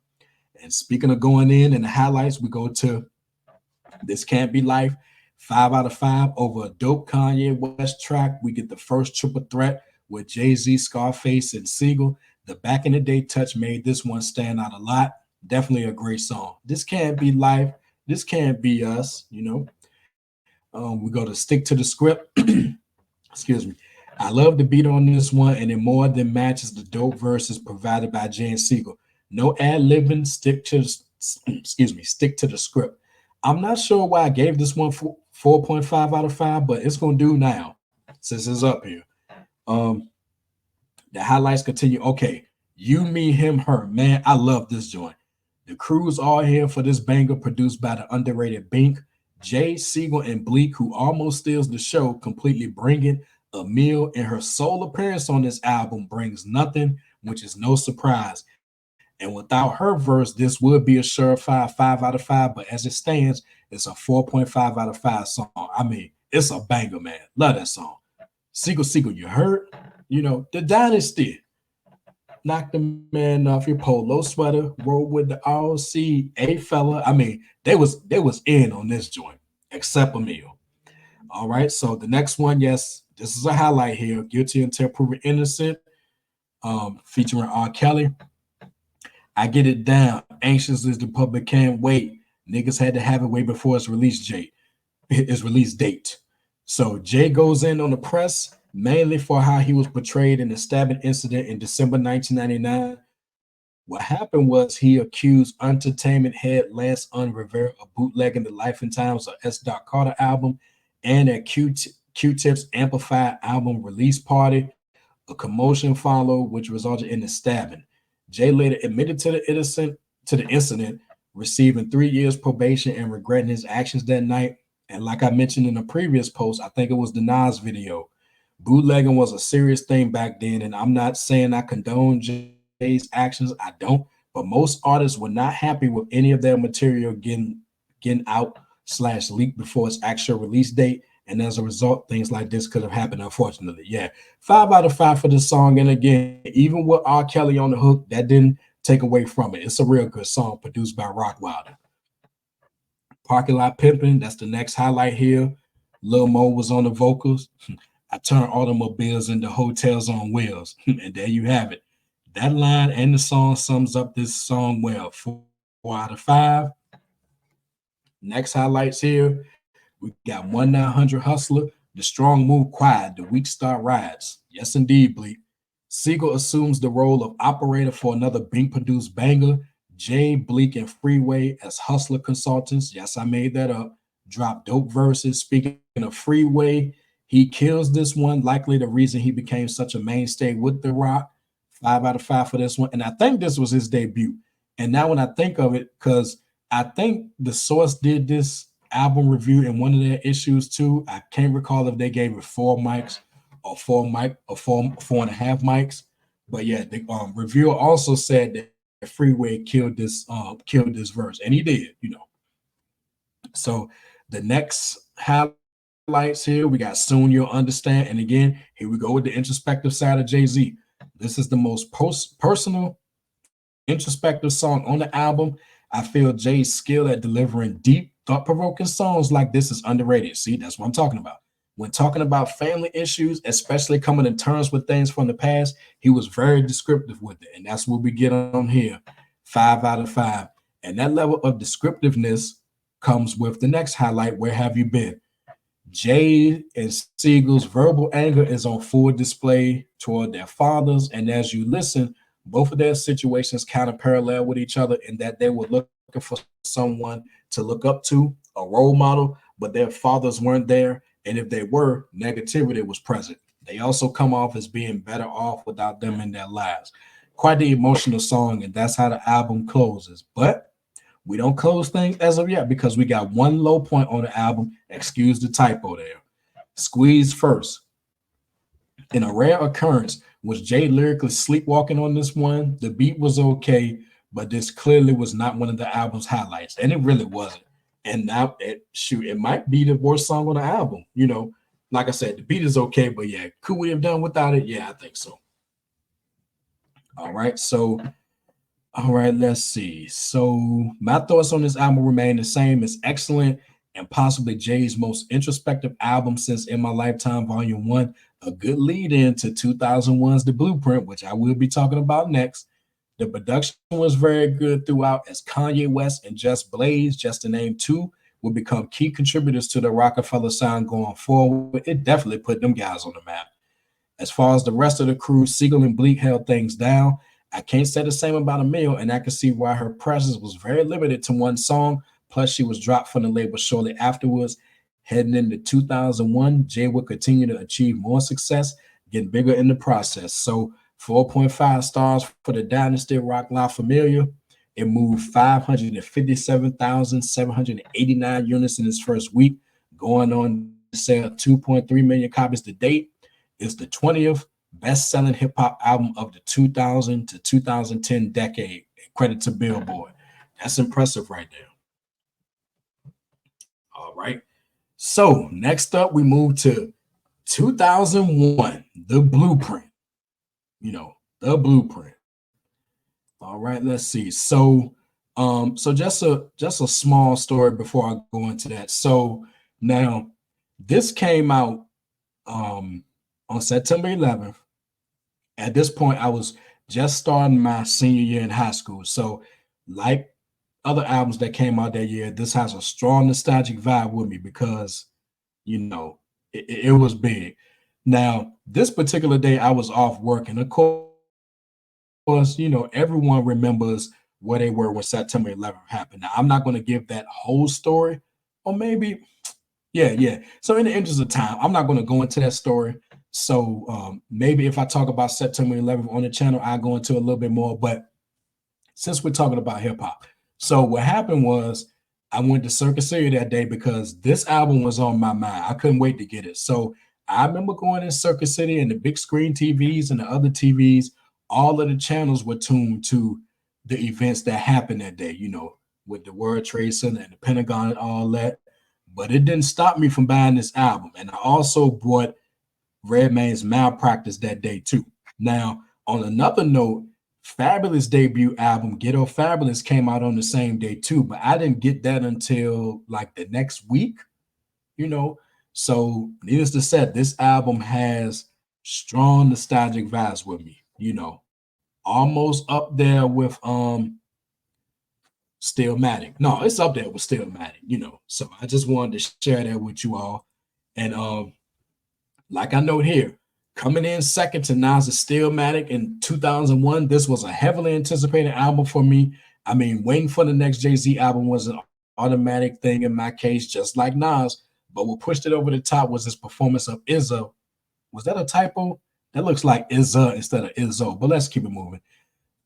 Izzo Hova at the BET Awards that year, and if my memory serves me correctly, this was the actual debut of the song. I got to look for that.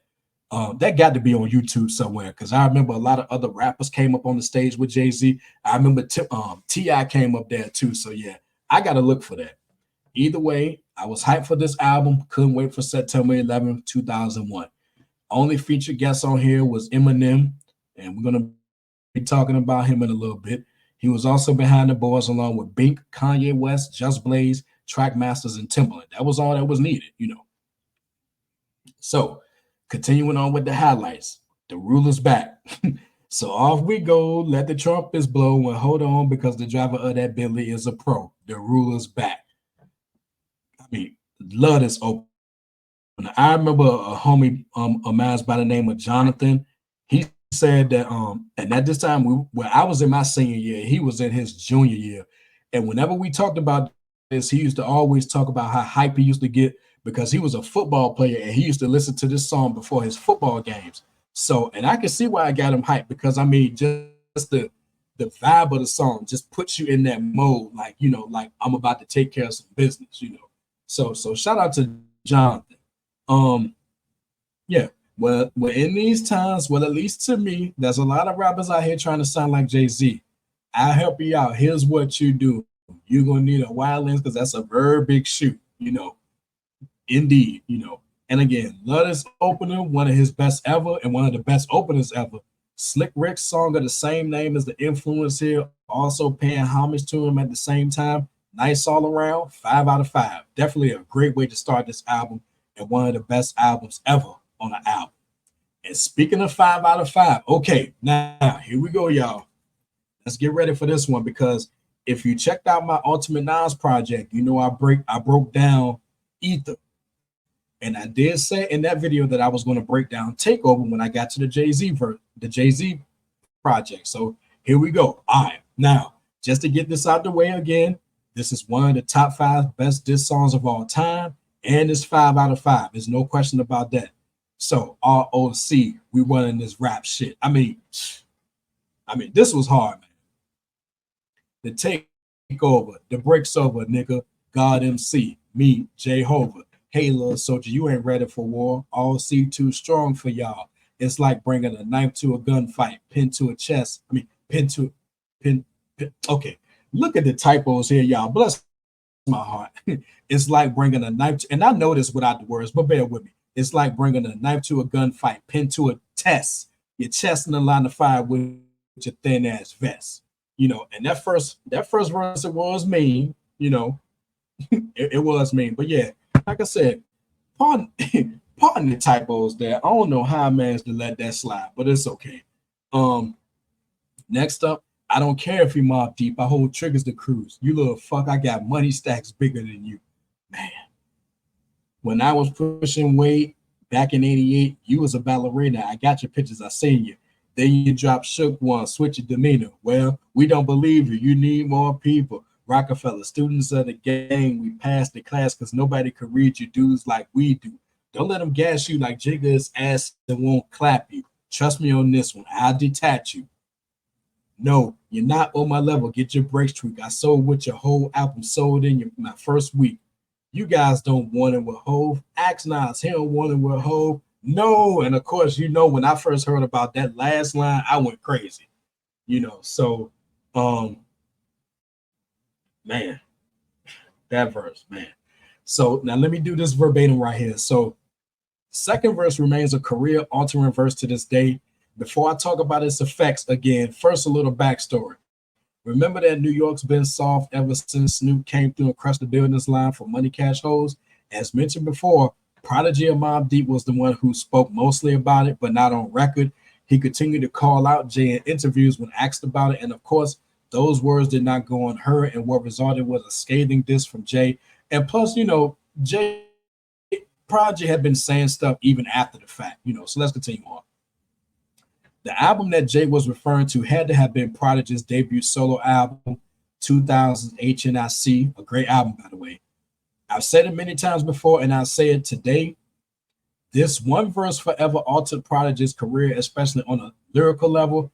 Any doubters look no further than Mobb Deep's 2001 album, Infamy, and his performance on that album speaks for itself. When he came at Jay, he did so in the most half-hearted way possible on Crawling, sealing his his lyrical fate.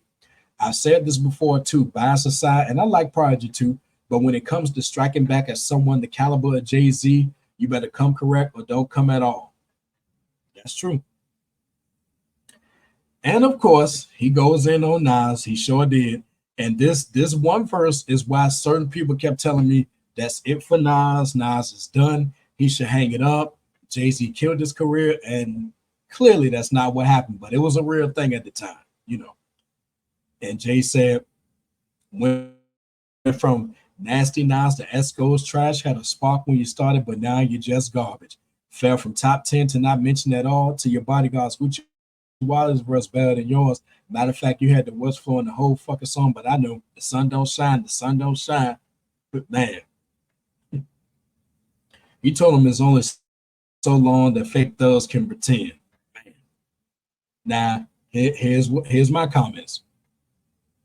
I will say that while Nas was never garbage, he did enter in one of the darkest periods of his career, starting with the Nostradamus album, and I'll admit, fell from top 10 to not mention at all. This did happen, and he was all but written off by critics and fans alike. That would change, obviously. I do disagree with Jay on the Uchi Wale comment, although it was the worst thing Nas has done lyrically. In no way was a Braveheart's verse better than his. So, question for y'all. Let me know. Do you think that, now this probably could have been done during the Nas project, but we can do it here. Do you think that Uchi Wale was the worst thing that Nas has been a part of? Do you think he had the worst verse in that song, or what? Let me know. All right, so then we go in. We continue. So yeah, I sampled your voice. You was using it wrong. You made a hot line. I made a hot song. And you ain't getting a coin, nigga. You was getting fucked. Then I know who I paid, God. Searchlight Publishing. Wow. Yeah, there's a typo right there, but okay. 4 albums in 10 years, nigga. I can divide that's one. Let's say two. Two of them shits was due. One was not, the other was Illmatic. That's a one hot album every 10-year average. Now, I will admit, had that been anyone else, their career would have been finished. But you know, it did light a fire under Nas. So I give it that. It did its job. And I mean, the lines are just sick. You made a hot line. I made a hot song. He talking about I'm out for presidents to represent me. Yep. So, man, unbelievable. Now, I'm not going to speculate which albums he was talking about when he said two of them shits were due and one was not. So I'll let y'all draw y'all conclusions on that. And quite frankly, only a couple of times I decided to try to figure out what albums he was talking about, but I'm not going to do that now. But yeah, so continuing on.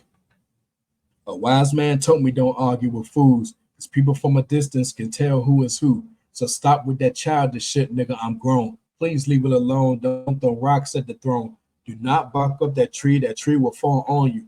I don't know why your advisors ain't fall on you. Please, not Jay. He's not for play. All that slacking and he's not for play. You know, all that slacking and gimmick, I will end it. You made your bed, now sleep. Nigga, don't let me expose you to the folks that don't know you. Nigga, I know you well. All the stolen jewels, twinkle toes, you breaking my heart. Can't fuck with me. Go play somewhere. I'm busy. And all you other cats throwing shots at Jigga, you only get half a bar. Fuck y'all niggas. And that's it. That's it. So again, like I said at the beginning, 5 out of 5 song, definitely one of the top diss songs of all time. Basically, would I put it in the top 5? I sure would. Is that good? So then we go to next up, Izzo, Hova. That's the anthem. Get your damn hands up. Definitely one of the best songs from 2001, and it brings back so many memories because not only was it a celebration of his continued success, but I mean it was on the radio heavy back then, and I think they still play it on the radio too. Yep. I was raised in the projects, roaches and rats, smokers out back, Sunday mama sofa. Man, great song. And I did remember I used to be able to recite the second verse off the top of my head, but it's escaping me now. Probably because I haven't played in a while. But I guarantee you, if I was to throw it on now, I would be able to quote it. But again, classic instantly takes me back to my senior year in high school every time I hear it. Definitely a 5 out of 5 song. Next 5 out of 5 highlight, we go to Girls, Girls, Girls, and his love of girls is on full display, and it's appropriately titled too. I said I need to revisit the video. Not sure why I put that in there, but definitely 5 out of 5. And then the 5 out of 5 highlights continue. You don't know. I sell ice in the winter. I sell fire in hell. I am a hustler, baby. I sell water to a well. This fast-paced song is dope. Probably one of Just Blaze's most famous beats. 5 out of 5. And my longtime friend Ken Tell, he loved this song. He used to always tell me that he could picture a video where at the bottom of the screen you will have a chipmunk walking across the screen doing hollering part at the end. Y'all know what I'm talking about. And every time he mentioned that, I used to chuckle at it because that would have been out of place for a Jay-Z video. Then again, I mean, he very well could have made a video for this, but let's keep going. So, Heart of the City, Ain't No Love, classic. I love this song. What's all the fucking fussing for? Because I'm grubbing more and I pack heat like I'm the oven door. Niggas pray and pray on my downfall, but every time I hit the ground, I bounce up like round ball. I mean, love this song. Really like the soulful vibe provided by Kanye West, thanks in part to a well-placed sample courtesy of Bobby Blue Bland's Ain't No Love in the Heart of the City. Even after songs like Can I Live, Lucky Me, etc., Jay still can't get a moment's rest or pleasure due to his success, leaving him to ask, where's the love? All right, so next highlight, from the womb to the tomb, for now until my doom, drink army from one cup, pass it around the room. That's the ritual. Now, I don't think anyone has mentioned this until now, but you can tell Jay was listening to Nas's verse from Verbal Intercourse prior to creating this song. That's no accident, nor was it a coincidence, even if he and Nas were bitter rivals at this time. Either way, it's debatable at best regarding whether has changed or not, but this song is very good. Yeah.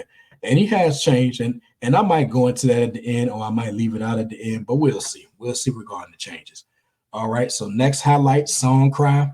They say you can't turn a bad girl good, but once a good girl gone bad, she gone forever. Speaking from experience dealing with a breakup, or in my case, a separation that led to a divorce, is a hard pill to swallow. And I could tell Jay was feeling that way here. And when infidelity and neglect play a role, you're bound to lose what you once had. Nice song, 5 out of 5. Yeah. I don't think they play that on the radio, but it made noise at the time. Well, I should have said, I don't think they play it on the radio then, but as far as his songs that they still play on the radio, I don't think this is one of them. All right. Next highlight, of course, Renegade featuring Eminem. Motherfuckers saying I'm foolish. I only talk about Jews. Do you fools listen to music or do you just skim through it? Damn good question there. And I certainly would ask the same thing then, and I would ask it now. Now I'll say this. Um, Eminem, he is the album soul guest, and just to he came through with a good performance on the mic, and his beat was good. But now I don't have to read this whole thing right here verbatim or whatever. But personally, I never thought that he murdered Jay-Z on his own song. Now, there's been various opinions about that over the years. Even Nas said it. But I don't think he stole the show from Jay on his own song. It was a good back and forth song. I give it that. But Eminem murdering Jay-Z on the song, no. Now, again, y'all let me know who y'all think had the better verses in this in Renegade, Eminem or Jay-Z. Y'all let me know. But either way, again, great song, 5 out of 5. We can move on to the next few 5 out of 5 highlights. Blueprint, Mama Loves Me. Jay thanks his mother for giving him life. And that's the blueprint, 5 out of 5. Yep. Kitchen table. That's where I hone my skills. Yes, indeed. All right, then we go to lyrical exercise. Breathe easy. I'm far from being gone, but I work goddamn hard. Amen. The Blueprint song would have been an awesome closer, but in what had become a trend on albums 3 and 4, 2 bonus tracks are included. This lyrical exercise is just what the title suggests. And speaking of titles, he also claims the following leading the league in 6 statistical categories: best flow, most consistent, realest stories, most charisma, sets the most trends, and my interviews are hotter. And at that point in 2001, who could argue with that? So definitely a 5 out of 5 song. And the second bonus track was basically a second rendition of Girls, Girls, Girls. You can call it a remix, you can call it part two, but I didn't include it as a highlight. So even on this classic album, we got one low point. Now, jiggle that nigga. Let me get my comments. Trackmaster's beat was decent, but something was missing here, and I'm trying to refrain from saying Jay was lyrically sleeping on this one. This is the only low point on this album. Yeah, it was. The song is good, but it could have been better. Wow. This is aged well too. It has been said that Jay recorded this in 3 weeks. Whether he did or not, it's irrelevant, as this is an outstanding album, the second best album of 2001. And y'all know my pick for best album of that year was Nas' Stillmatic. Saying he was still lyrically sharp is an understatement. The production was truly on point, and of course, everyone jumped on board afterwards, coming with more soulful production. And of the producers, specifically Just Blaze and Kanye West, they became big names due to their contributions, especially Kanye. Jay has always said that the Blueprint gives Reasonable Doubt a run for his money, and I agree 100%. It's my second favorite Jay-Z album after Reasonable Doubt, and it'll remain timeless. 5 stars for this one. The album moved over 420,000 units in its first week, also becoming his 4th consecutive album to reach #1 on the Billboard 200 chart, certified double platinum. Yeah, so again, great album. It still holds up today, and much like Stillmatic and other albums in 2001, like I said, whenever I bump it, it takes me way back because that was my senior year in high school. So I definitely got memories with it. So, all right, just 1 second, y'all, before we move to 2002.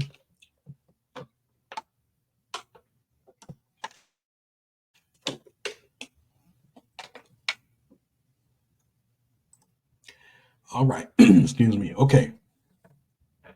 So here we go. Excuse me. Okay.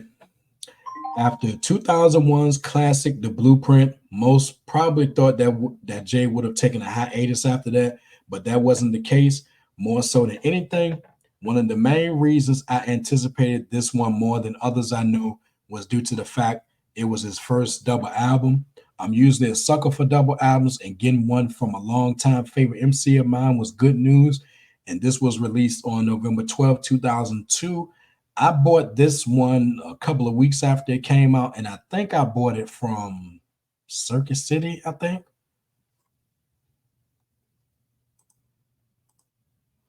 All right, so the featured guests across both albums. Well, no, we just doing this one. Okay, so featured guests on this one: Faith Evans, Rakim, Truth Hurts, Beyonce, Sean Paul, Latoya Williams, Big Boy, Killer Mike, and Twister. And behind the boards, we got a respectable list: Just Blaze, Dr. Dre, Kanye West, Neptunes, Timbaland, No ID, Jimmy Kendrick, and Big Chuck. All right, all right. So we go to the highlights of this one. The Gift. We got A Dream. My comments. Jay's first verse on this opener is probably one of the more underrated verses he's ever done. He talks about a dream he had having a conversation with Biggie and what he was told in the process, whether it was real or not. I like Jay's lines and delivery. Add in Faith Evans on the hook and Biggie's memorable first verse from Juicy. You get a nice opener. I think he did that first verse live too, and he got a good reception for that verse too. All right. So next highlight, look at this typo, y'all. Look at that. Unbelievable. I got to tighten up, y'all, but okay. So Hovey Baby, I said, don't get me wrong, I've always liked this song, but it grew on me a little bit more once I revisited. Jay's second verse is simply great, very good song, 4 out of 5. I'm so far ahead of my time. I'm about to start another life. Look behind you. I'm about to pass you twice. Back to the future. Gotta slow up for the present. I'm fast. Niggas can't get past my past. How they propose to deal with the perfect present. Word up. All right. So, of course, we get this highlight. The Watcher 2. 5 out of 5 for this one, of course. Mad props to the talented Truth Hurts for the hook. The first Watcher from Dre's 2001 album is dope, but it obviously doesn't hold a candle to this. The best song on this entire album, in my view. All the makers of a classic are here. My number 2 and number 3 favorite MCs of all time on a tight track produced by my number 1 favorite producer of all time, Dr. Dre. And I also joke that Nas could have been on here too. Just imagine that now, you know. But either way, definitely a great song. You know, The Watcher from 2001 is great, but this one is even better. Continuing on, All Around the World. We all know Jay has been all around the world and likely is still doing it. Yeah. Miss Latoya Williams provides a soulful, feel-good vibe on a song where Jay is talking about his activities in and out of the country. It's all good, though. 4 out of 5, definitely. And 4 out of 5 is what I give the bounce. Timbaland's beat does make you bounce. And just a word on that, if I may.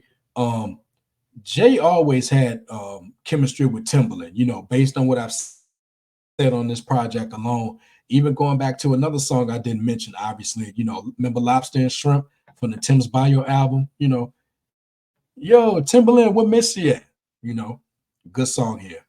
I did it my way. It definitely goes without saying that with everything Jay has accomplished in his career, he did it his way. That's expertly expressed in this closer of disc 1, 4.5 out of 5. Low points. So, yeah, we're going to get a few of these on here. So, the low points on this one, what they're going to do.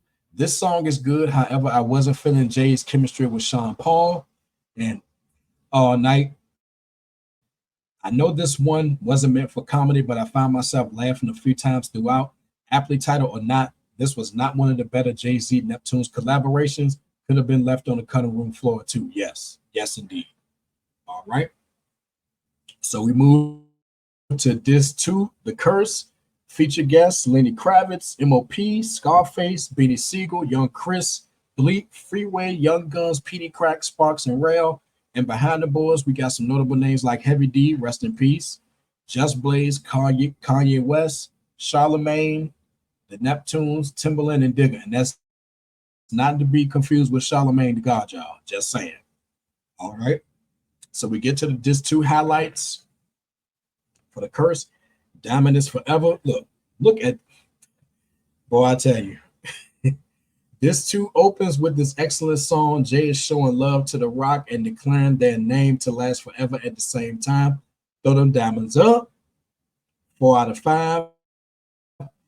Guns N' Roses, Jay and Mr. Kravitz brought it nicely over Heavy D's rock style production.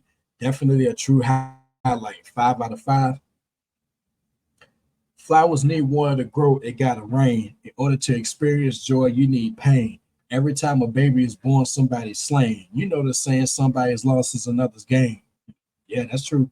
Even a garbage can gets a steak. You know, that's what Jay said, y'all. All right, so continuing on, the highlights. You Don't Know remix. A dope remix. At the time, I was very happy for MOP, one of the most underrated duos in hip hop. Being with The Rock, I thought they would finally get the recognition they deserve. That unfortunately didn't happen. And to this day, I'm not sure what happened. And who knows, maybe MOP were too aggressive for the label. Overall, it definitely is a glimpse at what could have been. Yeah, definitely. The highlights continue. Meet the Parents. Jay flexes his strong storytelling muscles, referencing the unfortunate tragic ending of the life of a young boy. Must be heard to be appreciated. Yes, 5 out of 5.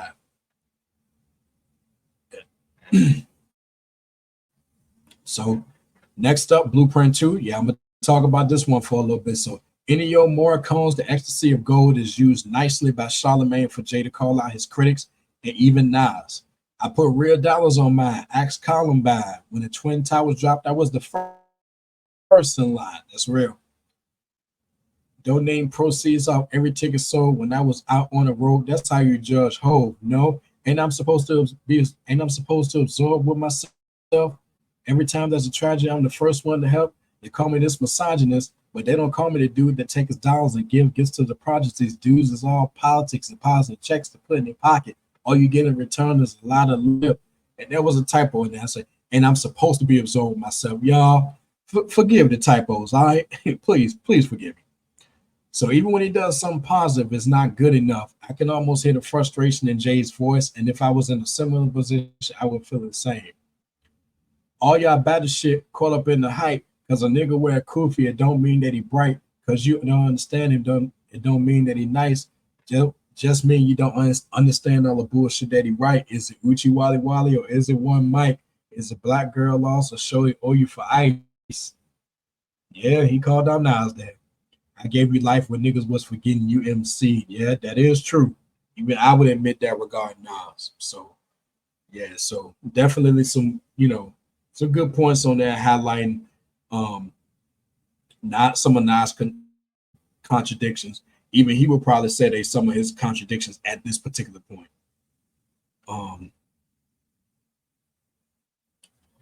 So continuing on, like I said here, he did call out Nas for some of his contradictions that have followed him throughout his career.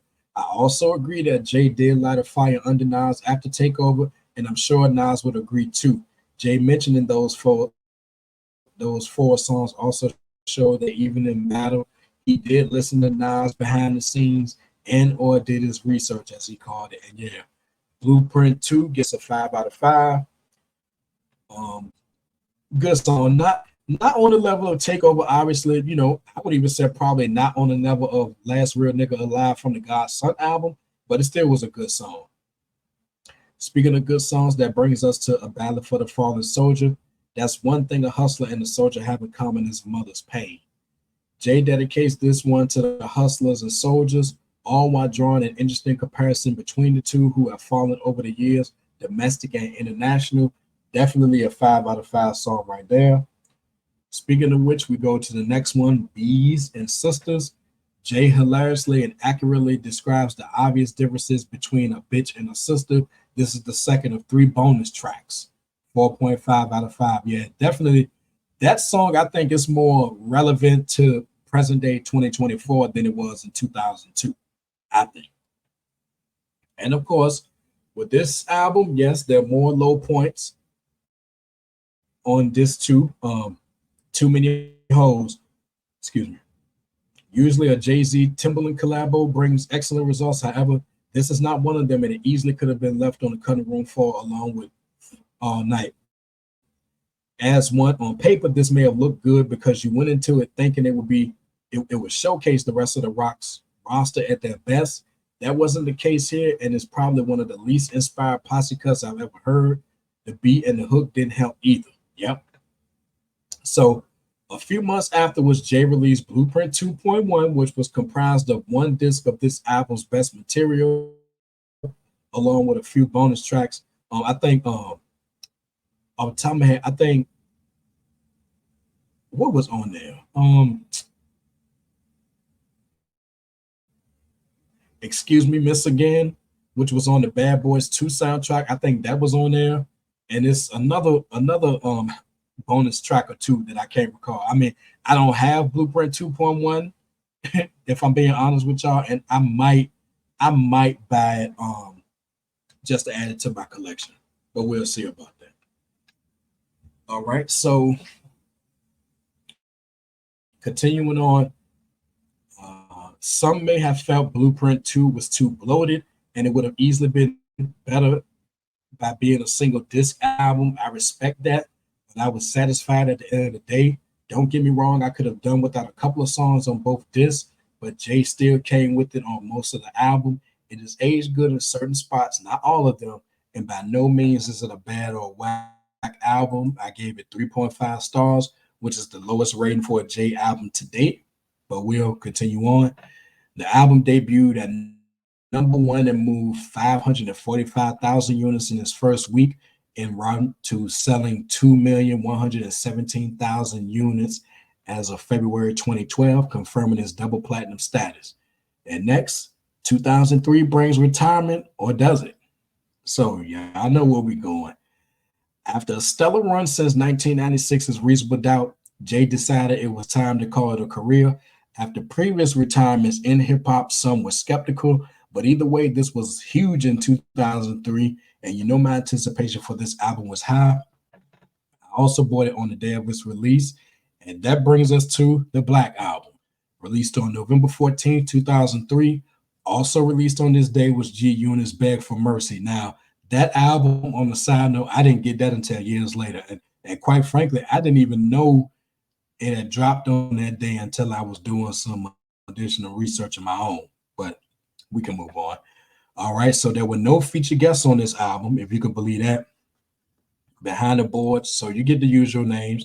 You got Just Blaze, Kanye West, the Neptunes, Timbaland, Knife Wonder, Eminem, Rick Rubin, DJ Quick, and a couple other names. So yeah, he loaded up here. And speaking of loading things up, we go right to the highlights, and there's plenty of them on this album. So we have December 4th. If you can't respect that, your whole perspective is whack. Maybe you love me when I fade to black. That's a true statement in that an equally true artist is not going to be missed until they're retired, deceased, or both. Other than that, this is classic stuff right here with Jay taking a familiar, introspective approach, past, present, and future style, even naming the song after his birthday, and his mother, Gloria Carter, adding her vocals was the icing on the cake. 5 out of 5 for this one. And speaking of 5 out of 5, we get to the next one. What more can I say? Now, here we go.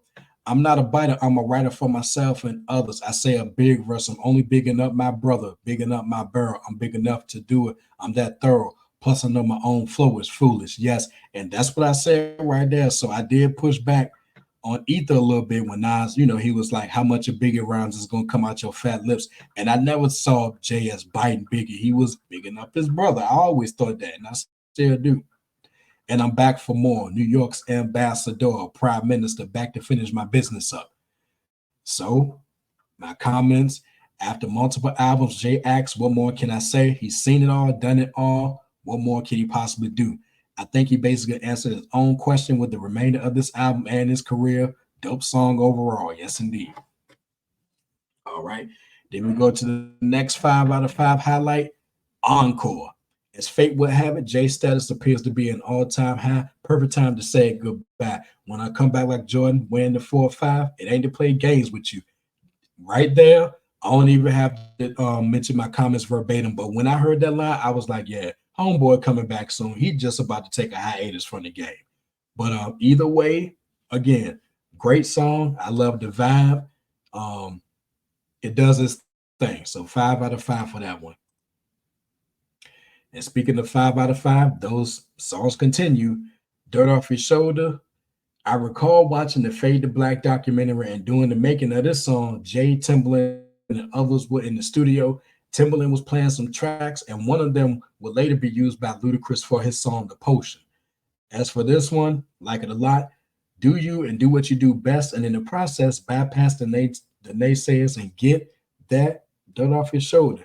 I dropped a Black album, then I back out, and then best nigga alive, no, best rapper alive, nigga asks about me. Oh yeah, I remember that one. Haven't played it in a while, but I remember. All right. So next highlight, we got Moment of Clarity. Now check this out. I dumped down for my audience to double my dollars. They criticize me for it, yet they all yet holler. If skills sold, truth be told, I'd probably be lyrically Talib Kweli. Truthfully, I want to rhyme like common sense, but I did 5 mil. I ain't been rhyming like common sense. My comments. I also thank God for giving Jay this moment of clarity. To be clear with all the listeners, the above lines highlight this excellent song. Even Jay was looked at as someone who was too intelligent, too clever, an artist who would say things that went over the listener's head, dumbing down his lyrics, which he did, but he's still nice, and more success came as a result. And when there's more success, often there's critics, kind of a double-edged sword. You get one section who prefer Reasonable Doubt Jay-Z, then another section just want material like I Just Want to Love You. So you can see where the confusion comes in. That was also a respectable nod to Talib and Common, and they were more than appreciative to Jay, especially due to the honesty. Yep. Yes, indeed. They did comment on it. 5 out of 5 for this one, and 5 out of 5 for the next one. 99 problems. If you having girl problems, I feel bad for you, son. I got 99 problems and a bitch ain't one. If you grew up with holes in your sapper toes, you be celebrating the minute you was having dough. I'm like, fuck critics. You can kiss my whole asshole. If you don't like my lyrics, you can press fast forward. Got beef with radio if I don't play their show. They don't play my hits. I don't give a shit. So Rap Max, what do you say? Rap Max try to use my black ass so advertisers can give them more cash for ass, fuckers. Right on. He said, "You crazy for this one, Rick?" Yeah, yep, yes, indeed. The beat was perfect for Jay here, calling out the critics once again in the opening verse, and I also co-sign with the lyrics above.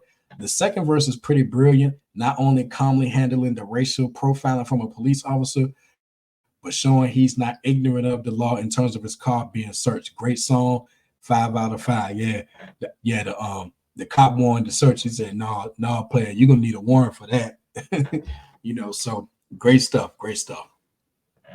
Now, the public service announcement, that interlude. Now, I didn't rate it because it's an interlude, by the way, but I had to include it because it is a highlight, and like I said here, it's pretty damn dope for an interlude. Say, fresh out the frying pan into the fire, I be the music business #1 supplier. I check cheddar like a food inspector. My homie Strick told me, finish your breakfast.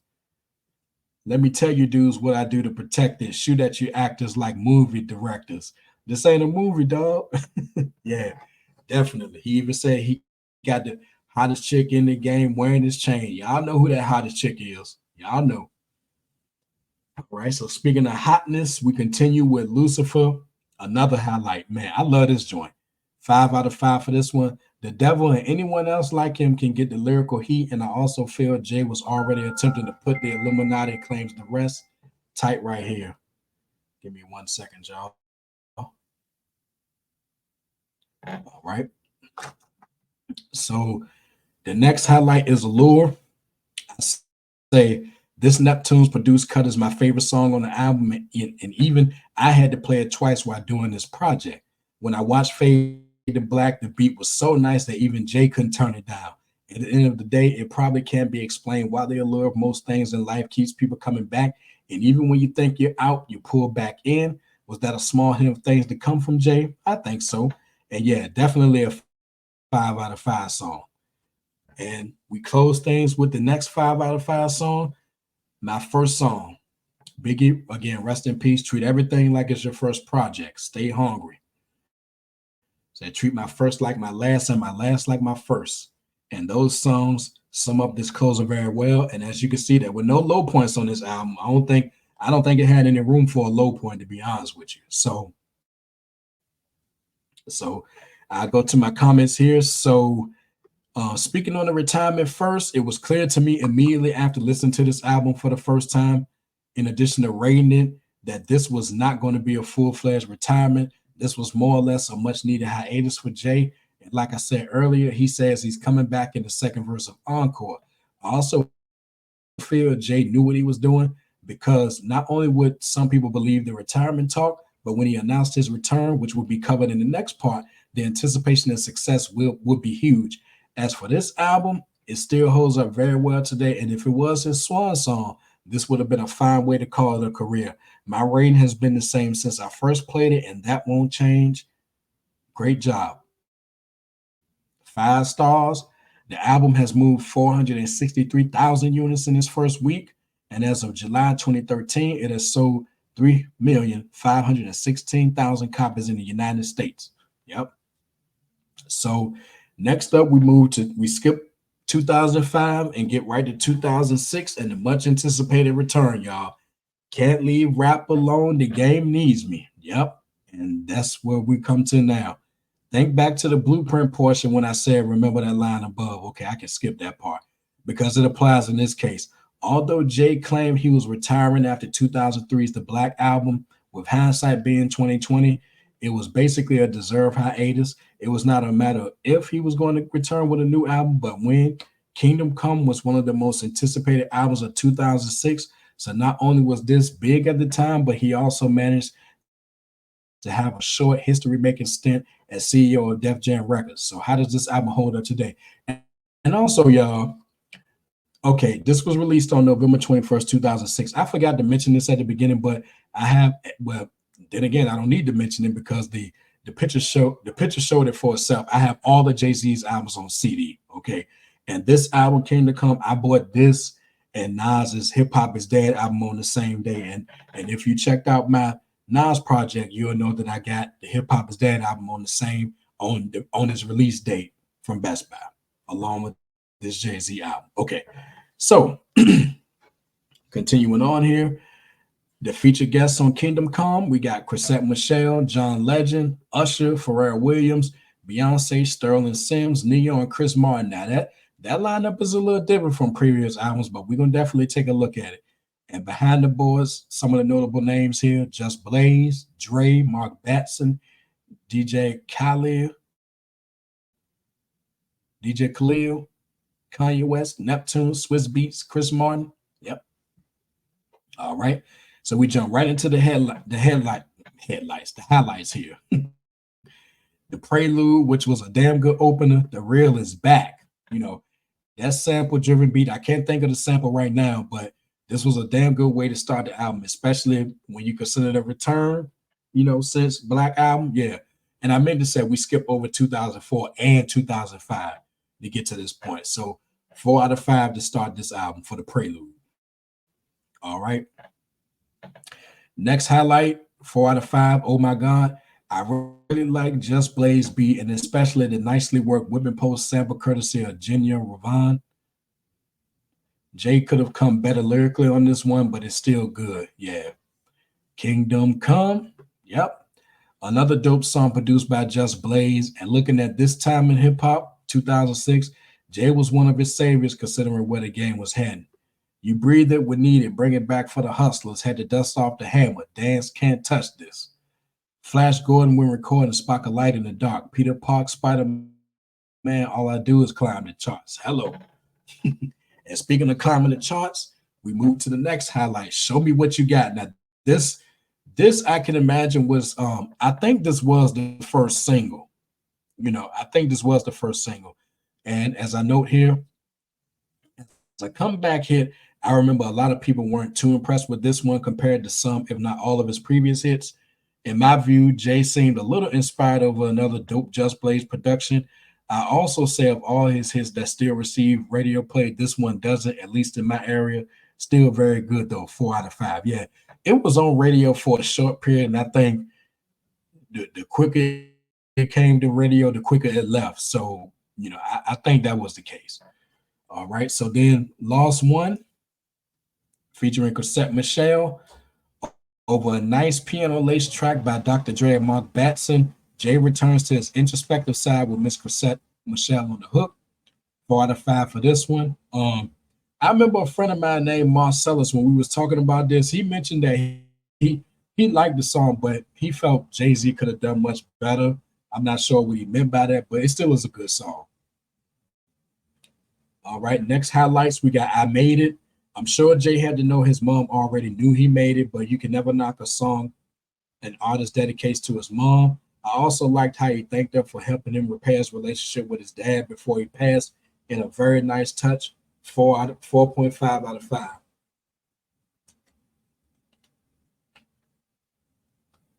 5. All right, so next highlight, we got Trouble. I like this one right here. Oh, yeah, definitely. Lyrically, Jay is trouble over this thumping Dr. Dre production. 4 out of 5. Fuck that exclamation, comma, quotation. I love drama, period. Yes, indeed. Moving on. Dig a hole, bury yourself. Right. Now, this one right here was interesting because, listen closely. He went in on Cameron, in a sense, Jim Jones. And this was stemming from Cam's short run with The Rock as an alleged promotion by Dame Dash of Cam to VP while Jay was on vacation. And I guess history has shown that that wasn't a good move.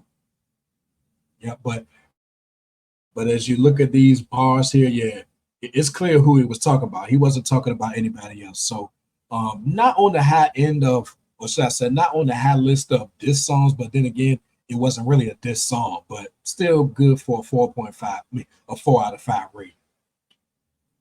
All right, next up we got Minority Report, which in my view, the best album on the song. The best, wow, check that out. The best album on the song, bless my heart, the best song on this album. Let's see. Sure, I pointed up a mill, but I didn't give my time. So in reality, I didn't give a dime or damn. Just put my monies in the hands of the same people that left my people stranded, nothing but abandoned, left them folks abandoned. So, as you know, this was basically him talking about what happened in 2005 regarding Hurricane Katrina and how devastating it was. Whether we watched it happen in real time, or should I say, watch what happened in real time, as well as reports after the fact. Yeah, And I guarantee you that area in New Orleans, they probably still reeling from that. And that was, like I said, that was 2005. And next year will mark 20 years since that. So when I initially did this, I did note that I almost cried towards the end of the song. And prior to when I initially did this project, I did watch Spike Lee's documentary, When the Levees Broke. And by the way, if you haven't seen that, I recommend checking it out. You just gonna need some time on your hands because I want to say the entire documentary is about 4 hours. So if you have to break it up, that's fine. But it's an incredible documentary. And without trying to go into it too much, it still stuns and angers me how federal government all but abandoned those people, our people, doing it after the hurricane, and it's a shame. One woman said, "It's not about low, middle, or high class. It's about people," and I agree 100%. Jay essentially feels the same. Although he contributed $1 million of his own money, he could have done more. Everything he said about the people in this entire tragedy/disaster was right. Neo said in the hook, "Seems like they don't even care," and that's true too. Best song on this album, 5 out of 5. And even then, like I said, definitely go back and listen to that one, as well as all of the other 5 out of 5 hits from this project. So then we move on to the closer, Beach Chair. Life is like a beach chair. Now, I didn't say much about this song, and even though it is 5 out of 5, it is one of those songs that you got to listen to get the full meaning. Must be heard to be appreciated, definitely. And one of the low points on this album, definitely Hollywood. I respect what they were going for here, but a song like this would have been better suited for a Beyonce album instead. Okay. All right. So my closing thoughts: lukewarm, mediocre, uninspired, forgettable. Those are four words I frequently saw regarding the release of this album. For a comeback album, it may not have been the blockbuster most were hoping for, but make no mistake about it, this is a solid album with two songs clocking in at a 5 out of 5 rating, nine at 4 out of 5, and two with 3.5 out of 5. That more than increases my rating because I think prior to this, I gave it 3.5 stars. So to those who own it and haven't played in a long time, I recommend a revisit. You may be surprised if you shied away from it due to the mixed feedback. I still consider it a recommendation. So again, 4 stars for this. It's sold 680,000 units in its first week, making it Jay's highest selling album in a 1 week period. Certified double platinum, 2,510,000 units sold to date. Nominated for a Grammy Award for Best Rap Album, but it lost to Kanye West's Graduation. All right. And we continue on. So we go gangster in 2007. So after 2006's successful Kingdom Come album, Jay returns with what I consider his concept album, American Gangster, which was inspired by events of the movie with the same title. Even though I was looking forward to the next Jay-Z album after Kingdom Come, unless I missed it, I literally didn't find out about this album until a week before its release. And of course, I was right in my local Best Buy to purchase it on the first day it came out. So there we go. November 6th, 2007 is when this dropped. Featured guests Nas, Benny Siegel, Lil Wayne, and I'm gonna have more to say about that Lil Wayne song, that Lil Wayne contribution. Trust me. Excuse me. Behind the boards, we get some notable names like Diddy, LV, and Sean Z, the Neptunes, Just Blaze, Toomp, No ID, and Jermaine Dupri. All right. So we jump right into the headlights. The highlights here. Pray. This is why I be so fresh. I'm trying to beat life because I can't cheat death. Very good song to start the album. No matter what you're going through or going through it, no matter what you're doing or going through in your life, you can do one thing, and that's pray. Definitely a 5 out of 5 way to start the album. And speaking of 5 out of 5, that brings us to American Dreaming. Backed by a nice sample courtesy of the late great Marvin Gaye, Soon I'll Be Loving You Again. Jay tells the tale of something most of us can relate to, searching for and going after that American dream. Going back to Mr. Gay, including that sample was a good choice. Not only was he a dreamer himself, but he also worked hard to make his dreams come true before his untimely death. Yep, definitely a good song. And before I continue, I think this album, more so than any other album in Jay's discography, this is one of those albums where it's better when you listen to it at night. And I'm gonna hint at that a little bit as I continue talking about this album. But yeah, it's definitely one of those that's better at night. And probably the second album in his discography that's good at night is maybe In My Lifetime Volume 1. That's just me, y'all. All right. So continuing on, we got the Frank Lucas influenced No Hook. Leave that boy Hove alone, why don't you? You don't have to if you don't want to, but don't say I didn't warn you. Oh, and I don't need a hook for the shit. Yes, indeed, y'all. Yes, indeed. So I said that he didn't need a hook for this, and I call it a brief epic. And I said the next time that you bump this, consider the following. One, at home, make sure it's the evening and make sure you have a nice set of headphones while you listen to this and tune out everything else if you can. And next, if you're in your ride, turn the volume up to a medium high pitch level with the windows up only if it's not too hot. Yep. So mark my words, you're gonna leave this song with a different view, putting it on repeat when it's over too. And again, yeah, this brief epic is a 5 out of 5 song. I like it. All right. Next highlight, we got Rock Boys and the Winter Is. Definitely a celebration, and you can hear it in Jay's voice. The horns on here were amazing. Yes, they were. Speaking of amazing, that brings us to I Know, which is another 5 out of 5 highlight. You can look at this song from a variety of perspectives in terms of the high life, whether it's sexual, smoking, life in general, etc. They all apply here. And at the same time, Jay brings a smooth tone over a Neptune's produced track that's smooth too, but also bangs. Yes, it does. I know, they know, you know. I know what you like. Yeah, great song. And the greatness continues with Party Life. I'm in a whole nother league. Niggas can't catch me, and I sport flash shit. I should win an ESPY. Ola Ovito, cooler than zero, below fresh, one blade, no chemo. Art with no easel. Please, there's no equal. Your boy's off the wall. These other niggas is Tito. You see them lines? And again, he's slick with it on this one. Party Life indeed, 5 out of 5. Excuse me, 4 out of 5. Next up, ignorant shit.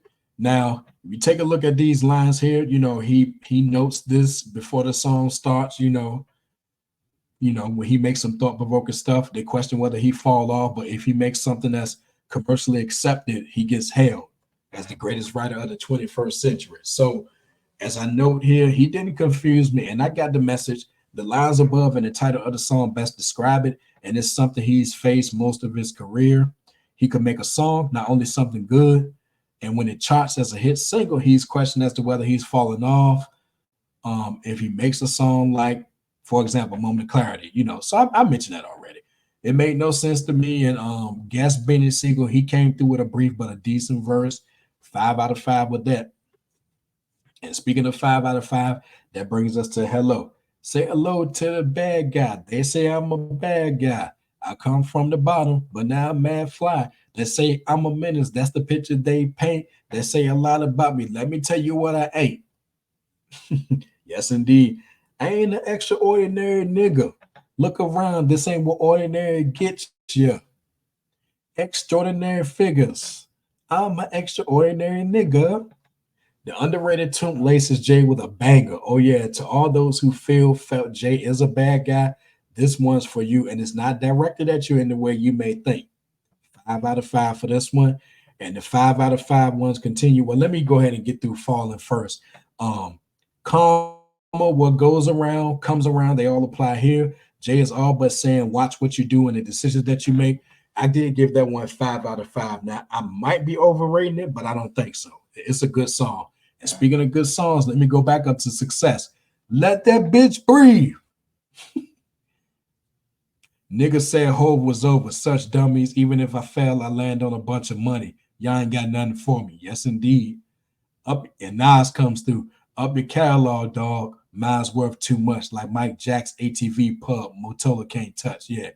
Yep. And you knew it was coming. You knew I was waiting for the next Nas and Jay-Z collabo after Black Republican, and this one delivered in spades. Nas and Jay killed this one, and lyrically it's harder than Black Republican. Yeah, it is. So straight 5 out of 5 highlights here. And American Gangster, which is 4 out of 5, just was basically a very good closer, bringing everything full circle. The Way I Shine is like $1 zillion light bill. Hello.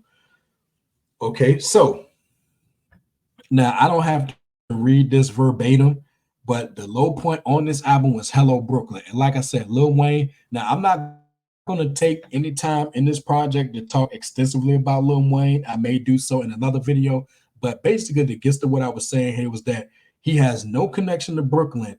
And even though he was just on the hook, I don't even know why they put him on the song. I mean, he just was out of place of it. Otherwise, it would have been a good song. And like I note here, the Beastie Boys Hello Brooklyn sample, that was a nice touch. But Lil Wayne didn't need to be on this song. He really didn't. And I don't get that. But anyway.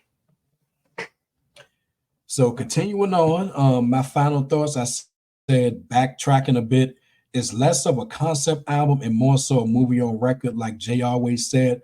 From top to bottom, the album is excellent, and it includes Hello Brooklyn.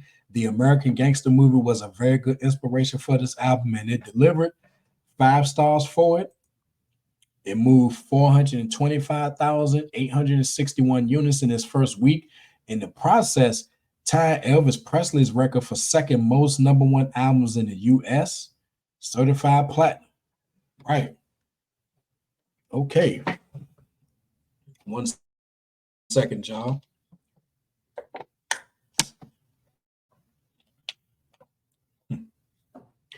We getting towards the finish, y'all, but make no mistake about it, I'm hyped. Oh yeah. I just looked at some, y'all. I gotta go back a bit. Pardon me, I gotta go back. Because I just looked at something. I have a double XL issue from January/February 2004. It was their love hate issue number 4 with G Unit on the front. In this case, Young Buck, 50 Cent, and Lloyd Banks. They talked about the Black Album here. So I'm gonna just read a little bit of what it says, and this was courtesy of Bonsu Thompson. Okay, let's see. Let's see what they say here. Let's see. He said he's already missed the instant early bird encore glass from the speaker and hovers at whatever altitude Kanye's jazzy horn medley instructs. It's here that Jigga leaves the window of opportunity cracked for a 45 wearing Jordan return. See what I told you? And when the MJ of rap is on court, there's no ignoring his greatness. Yep. All right. So let's see what else. Said then with S Dodge plopped on his desk and fingers folded behind his edge up, the God MC uses what more can I say to bruise egos. Not Martha Stewart and far from Jewish, not a Harvard student. I just had the balls to do it. Yeah. So he just talks about let's see, 99 Problems, where Jay manages to flip birds at interested leeches, illustrate a decade-old painting of a harassing highway patrolman, and update the problems he revealed on Streets is Watching Only Got Worse. Yeah, that's an interesting assessment of that. The Neptune's hypnotic allure strips Reebok's first naked, adding another to his career treasure of Def Gems. Damn, that's some word salad there a little bit. But when it's Kanye and his boss outdo themselves, that the Black Album reaches its equator, Lucifer. Okay. All right. So let's see. Now, that was some of the praise. Now they have a section called Hate where they give their critique of the album. They say that nothing receives more hate than this being the epilogue to the Jay-Z story, but the runner-up is a portion of the Black Album's production. The Buchanan's dog Jay's rhyme inferno on what more can I say by refurbishing a sample abused by Biggie and Cannabis. Now I don't agree with that because that was nice. They did that sample well. Let's see. Knife Wonder dropping the Fahrenheit on Jigga's Criminal Spitfire with a born pinch of R. Kelly's A Woman's Threat. Okay, so he talk about threat. At times, Jay appears as if he's rhyming while looking at the front door instead of basking in the exit. It's like he just wants to get it over with. Both commercial targets for the album, Change Clothes and Dirt Off His Shoulder, lack the witty playboy charisma of past Hovey hits like Izzo and I Just Want to Love You. Okay, now Dirt Off His Shoulder is a good song. Now Change Clothes was a little too commercial for some. I liked it a little more than others, but it wasn't like he was in a hurry to get out the studio or whatever. So he says at the end, whether you think Jay-Z went out with a bang or not, there's no denying the high class of the Black Album. Hold on. Let me do it again. Whether you think Jay-Z went out with a bang or not, there's no denying the high class Black Album rests in. Widening your scope, you'll realize it's not about this album. It's about the man and his place in hip-hop history. Now we, along with Jay, can begin to see what happens when I no longer exist. Farewell, young. All right. I hear that. So yeah, I just had to go back for a little bit and get that commentary on the Black Album. I'm not sure how I missed that because I looked right over to my side and I was like, I did not pick up that Double XL magazine issue. All right. So now we're gonna skip to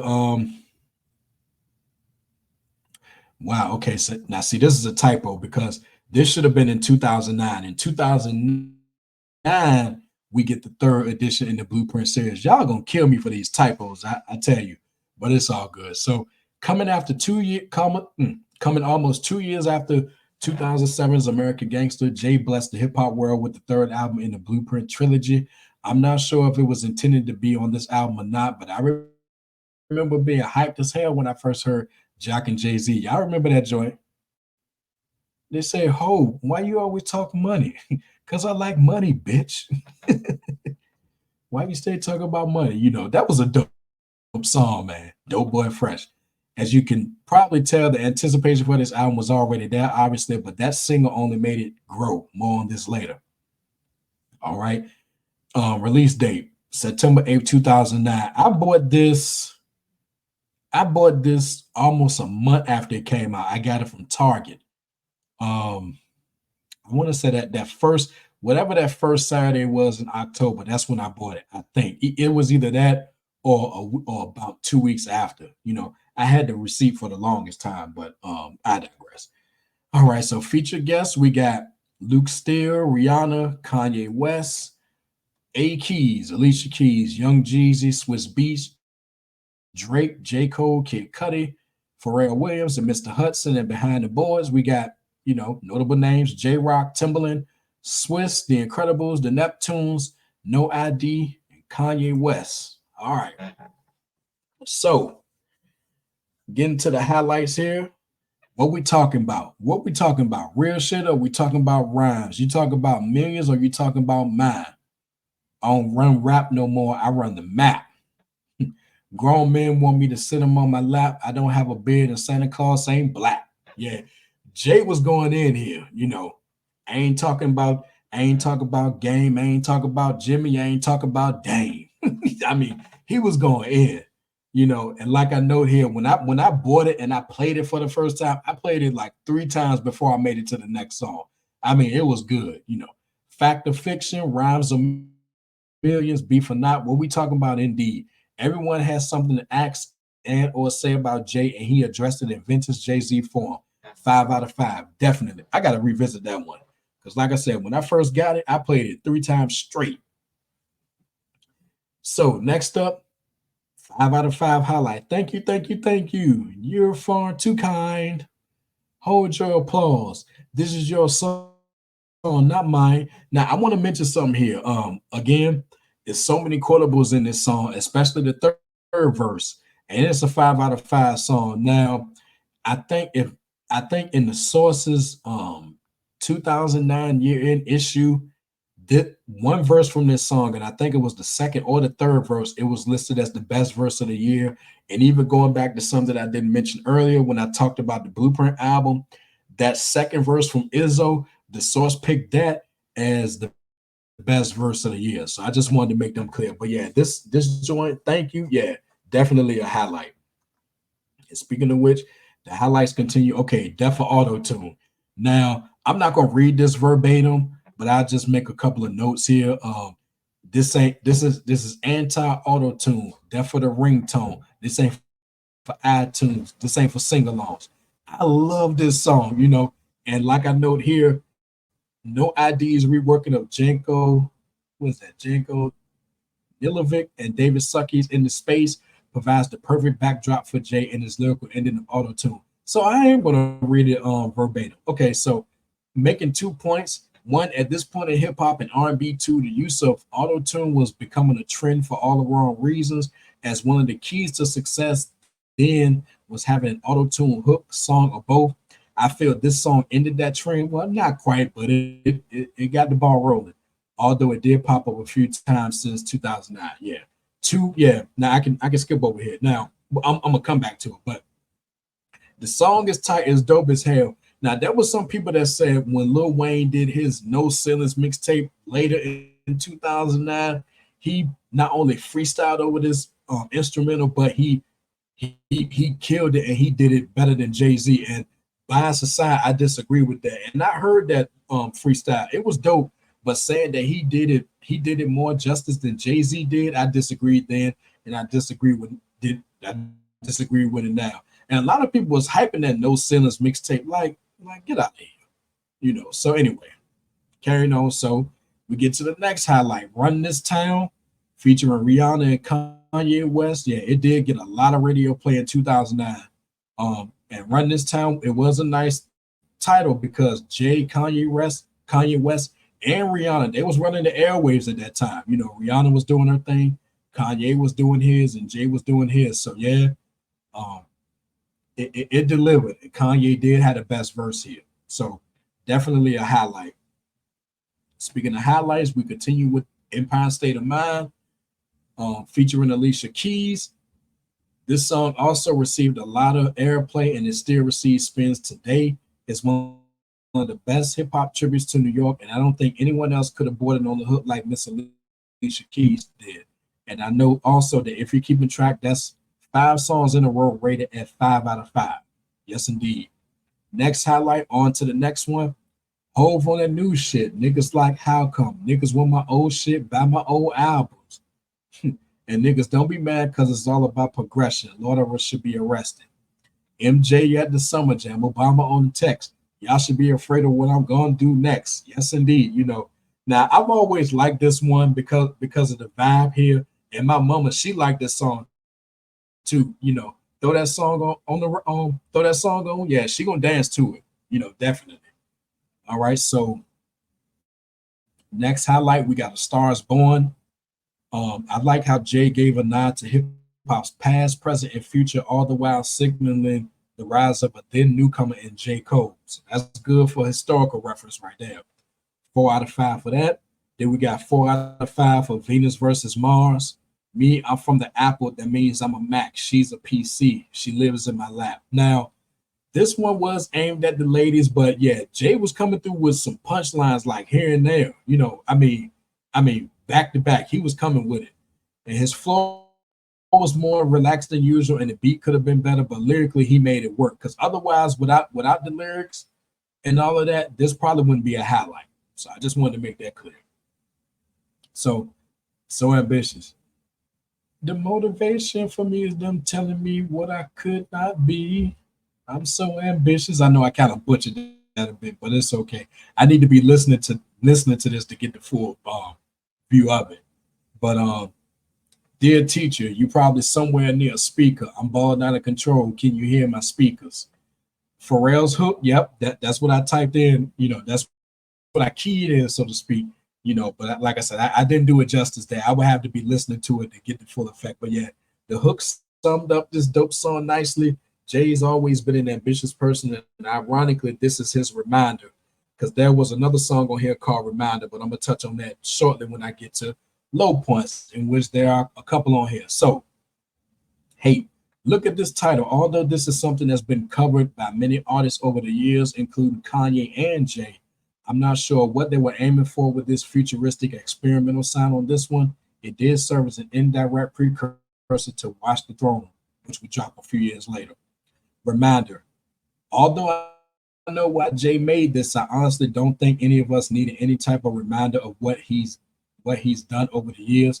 I personally would save that for the actual last This Is It album. Okay, so now we get to my final thoughts. So I say that the Jock and Jay-Z song, I said before that, had that song been on the album, I would have gave it a 4.5 star rating, but I took it back. So it would have been a better choice than, you know, Hate and Reminder and a couple other ones, but my rating would still be the same.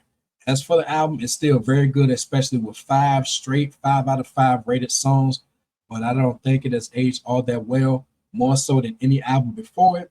Blueprint 3 clearly showed what direction Jay would take as his career continued. On par with the first Blueprint? Nope. Better than Blueprint 2? Possibly. So 4 stars for this album, moving 476,000 units in his first week. Also, his 11th #1 album. It's crazy. Certified platinum. So next, after multiple guest appearances, the Watch the Throne album with Kanye West and more historic moves, 2013 brings us to Magna Carta Holy Grail. And in the final part here, we've reached Magna Carta Holy Grail. Now, I was a little surprised at how out of blue the announcement of this album came about, but I understood it. I automatically anticipated this album, although I could have done without the somewhat excessive amounts of hype it received back in July 2013. Speaking of hype, I'm pretty sure most of you remember how this album was announced, as well as the deal with Samsung. This would be his 12th studio album and his first since 2009's The Blueprint 3. How would this one measure up to his previous efforts? Well, we're going to see. Just 1 second.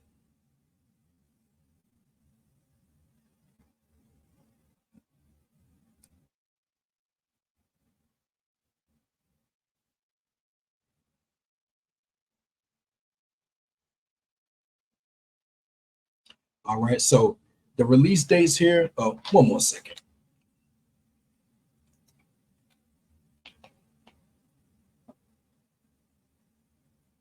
All right. Release dates, it was July 4th, 2013.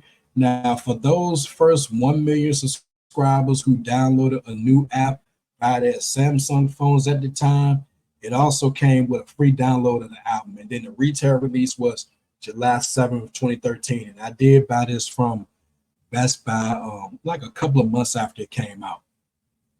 Featured guests, we got Justin Timberlake, Rick Ross, Frank Ocean, Beyonce, and behind the boards, quite a lot of names, but the more notable ones are The Dream, J Rock, Timberland, No ID, Boy Wonder, Pharrell Williams. Oh wow, Hit Boy is on here, man.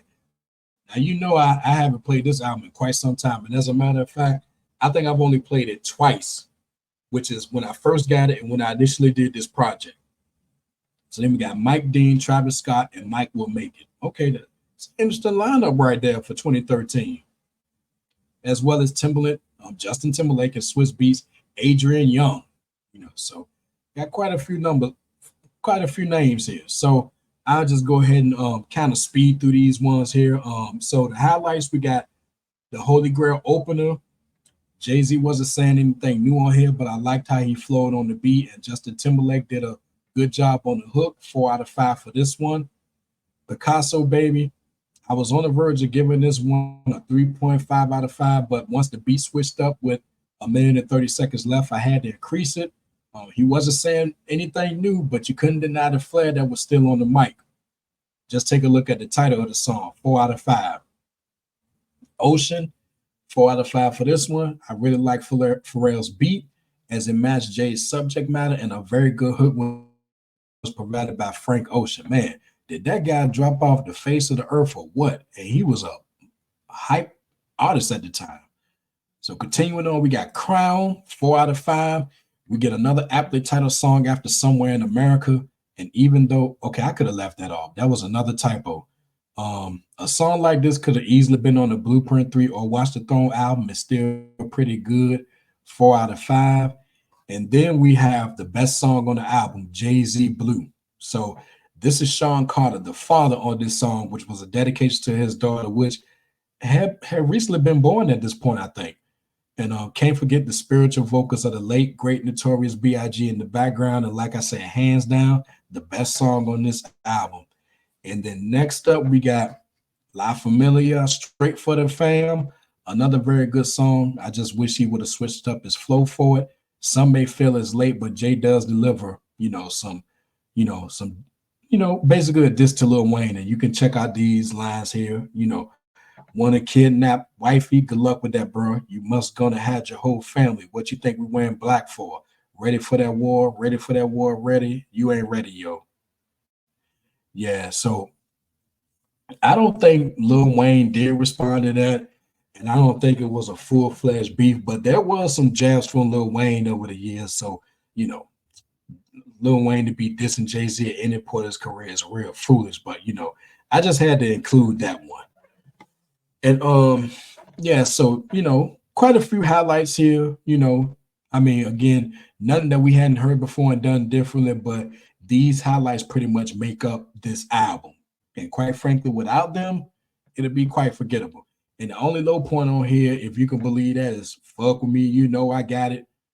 I said, just look at the title again. That tells you all you need to know. And when you've heard one I got it type song, you've heard them all. And this is no different, especially Rick Ross's verse, which I could have done without. And as a matter of fact, let me check my collection right quick to see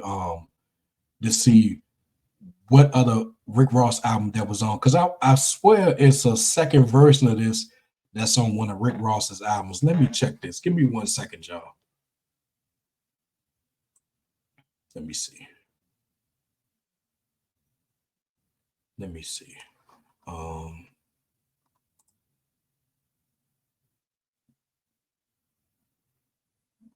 no, not that one. Um, nope, nope.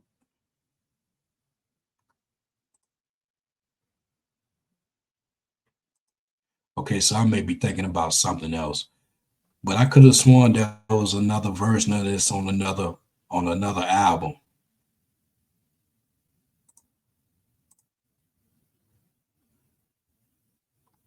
Oh yeah, yeah. Here we go. Here we go. Right here. You know, I got it. Reprise. This was on the Mastermind Deluxe Edition album.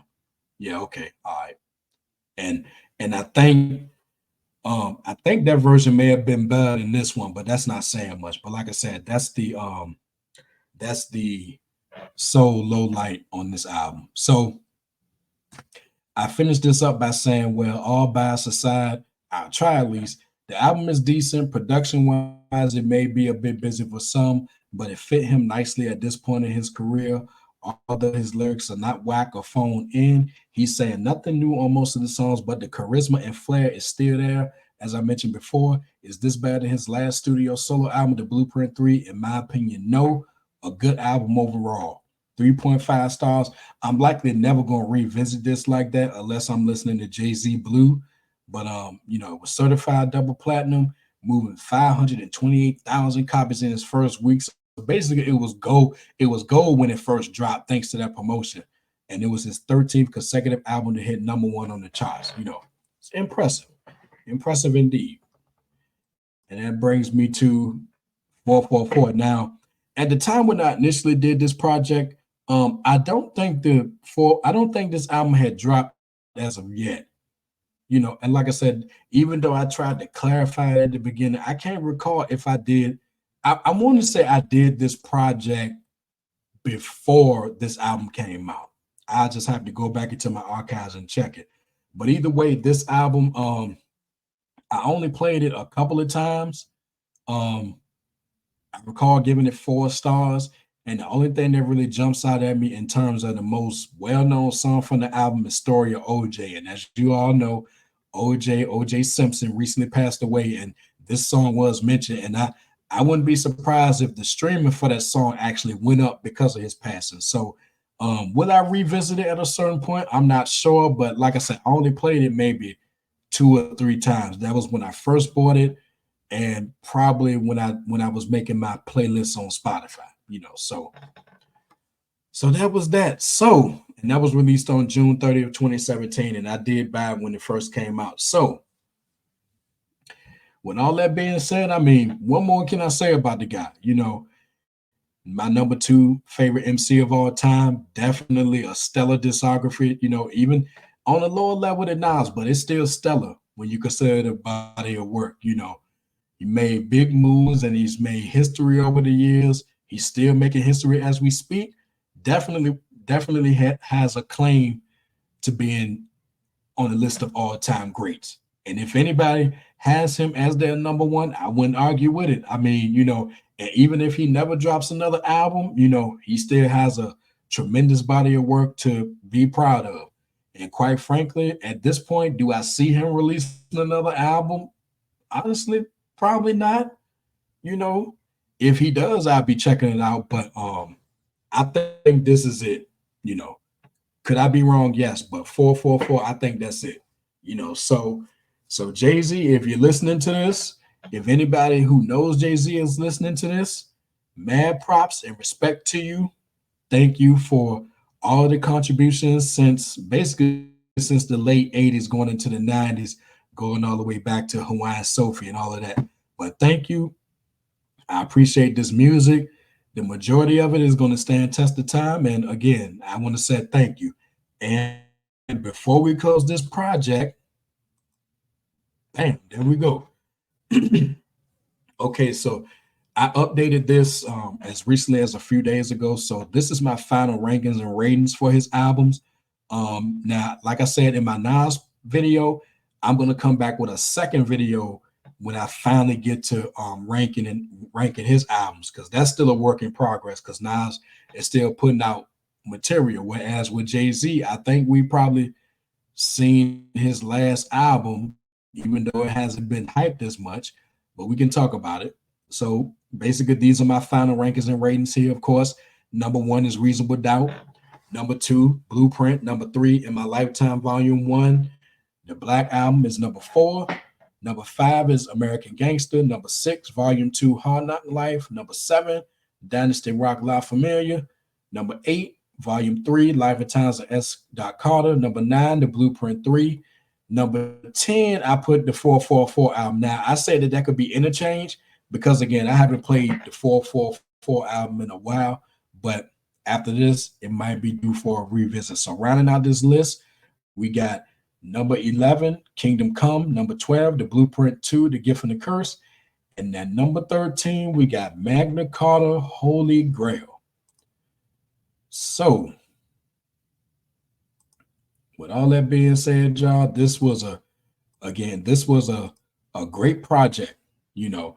And even with my little stumbles along the way, even with the typos on my document, you know, I can't deny, and I don't think you can deny the effort that was put into this, much like the Nas one. You could tell I'm a long-time fan. I've been a fan since 1996. I'm still a fan today. That the first 3 albums, you know, Reasonable Doubt, were the first 3 in my rankings. Reasonable Doubt, The Blueprint, and In My Lifetime, Volume 1. Yeah, those gonna get serious plays. Now, everything else afterwards, you know, yeah, they're gonna still get plays, but make no mistake about it. Album number 1, album number 2, and album number 6, timeless. You know.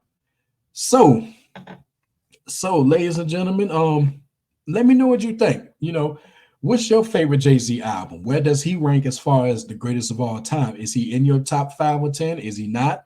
What do you think his most disappointing album is?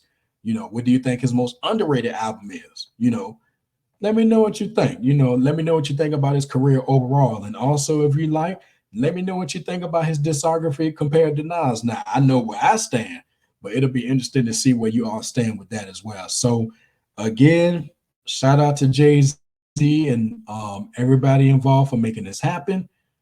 Definitely was a pleasure doing this particular project. So, with all that being said, ladies and gentlemen, if you like what you heard and you're ready to become part of Team Discipline, go ahead and hit that like button and drop some comments if you're feeling the content, as well as, you know, everything else that I laid out in terms of, you know, Jay-Z overall and everything related.